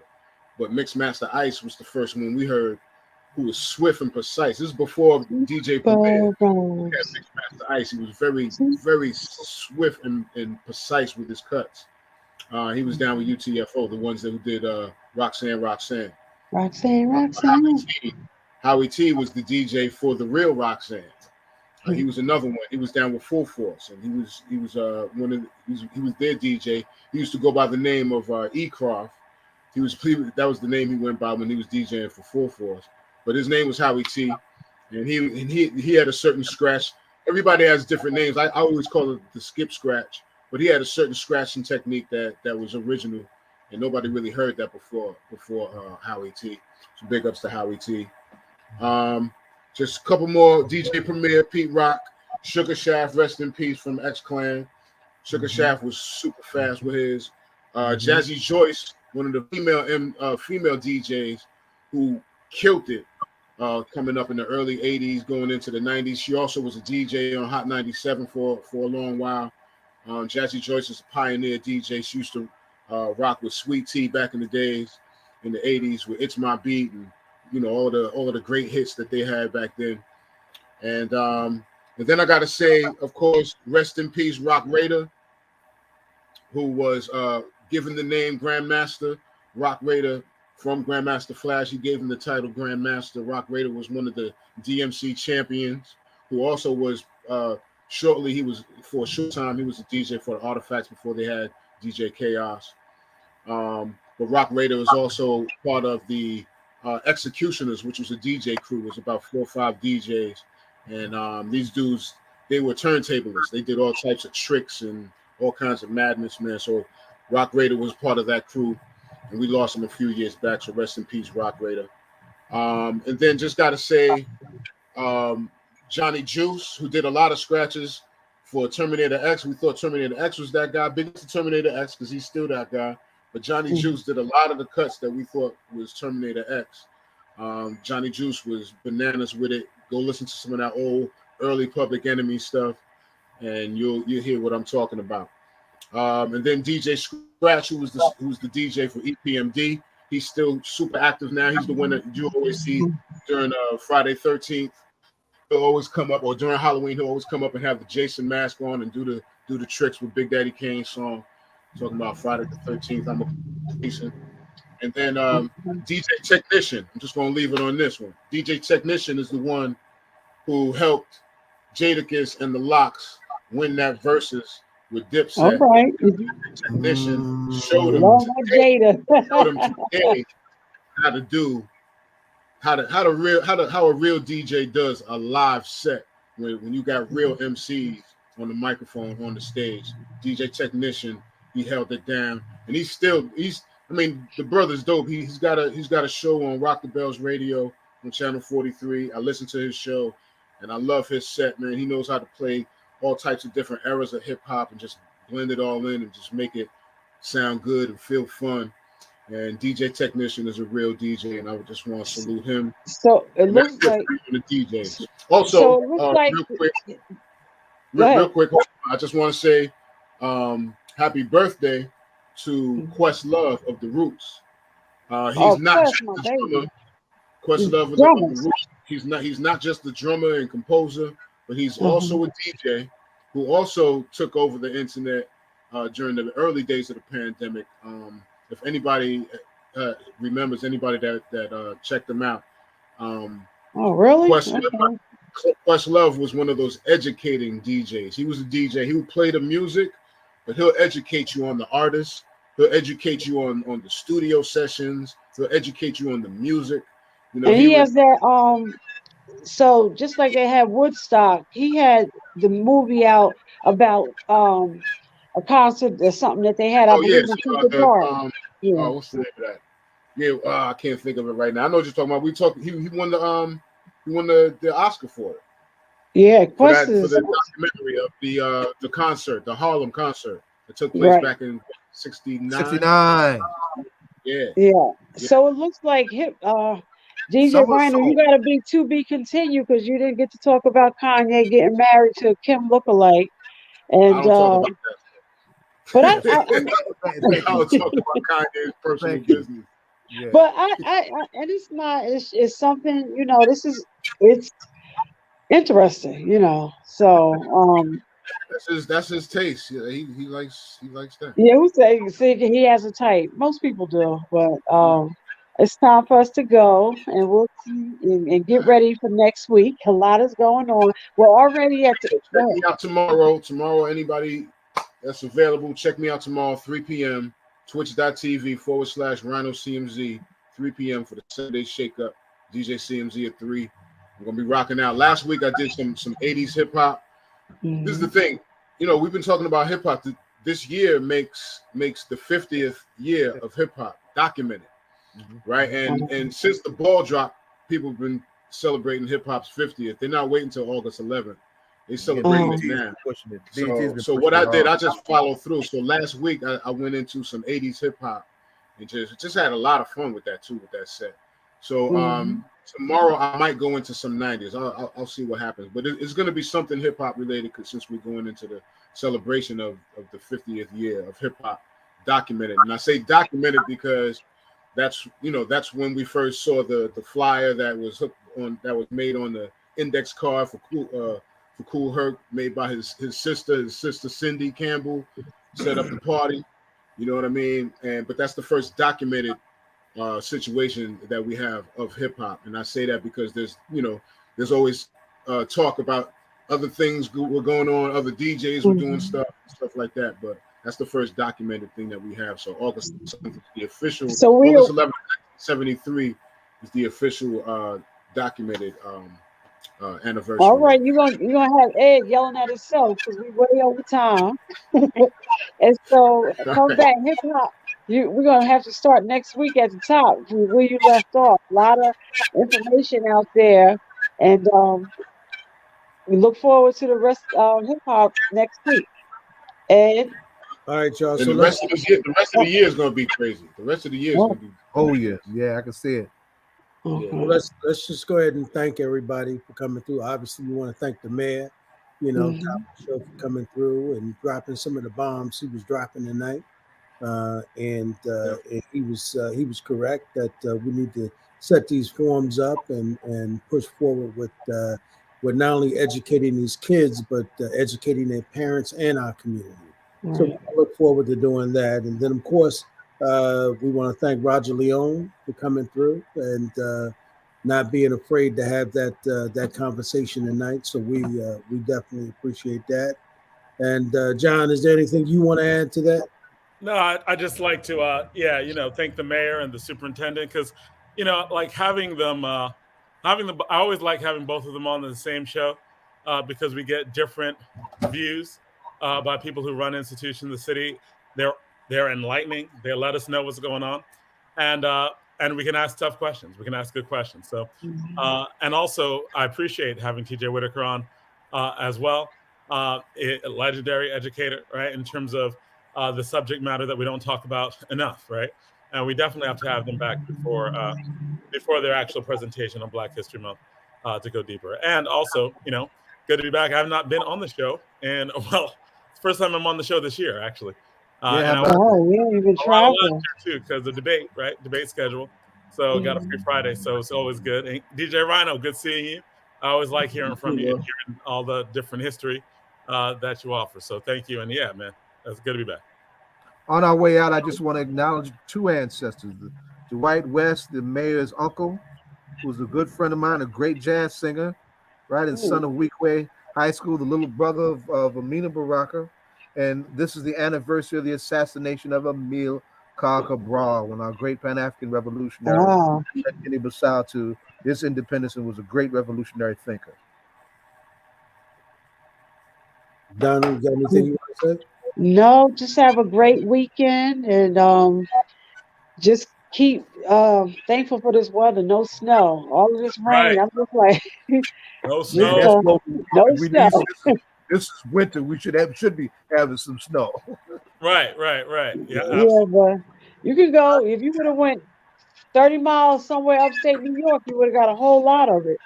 So, no, everybody have a great weekend. Take some time to take self-care and just be intentional. Be intentional when you're talking to people and then listening to what they have to say, and just keep it real. Absolutely. And also, real quick, thank everybody who chimed in. Well, we had real participation. And especially from Brother Kafele. I mean, really good contribution. Appreciate that. Yeah, absolutely. All right, y'all. So we'll see y'all next week. As my brother Zaid said, we'll catch y'all where, Zaid? The Whirlwind. In the world. You don't stop. That's right. All right, y'all.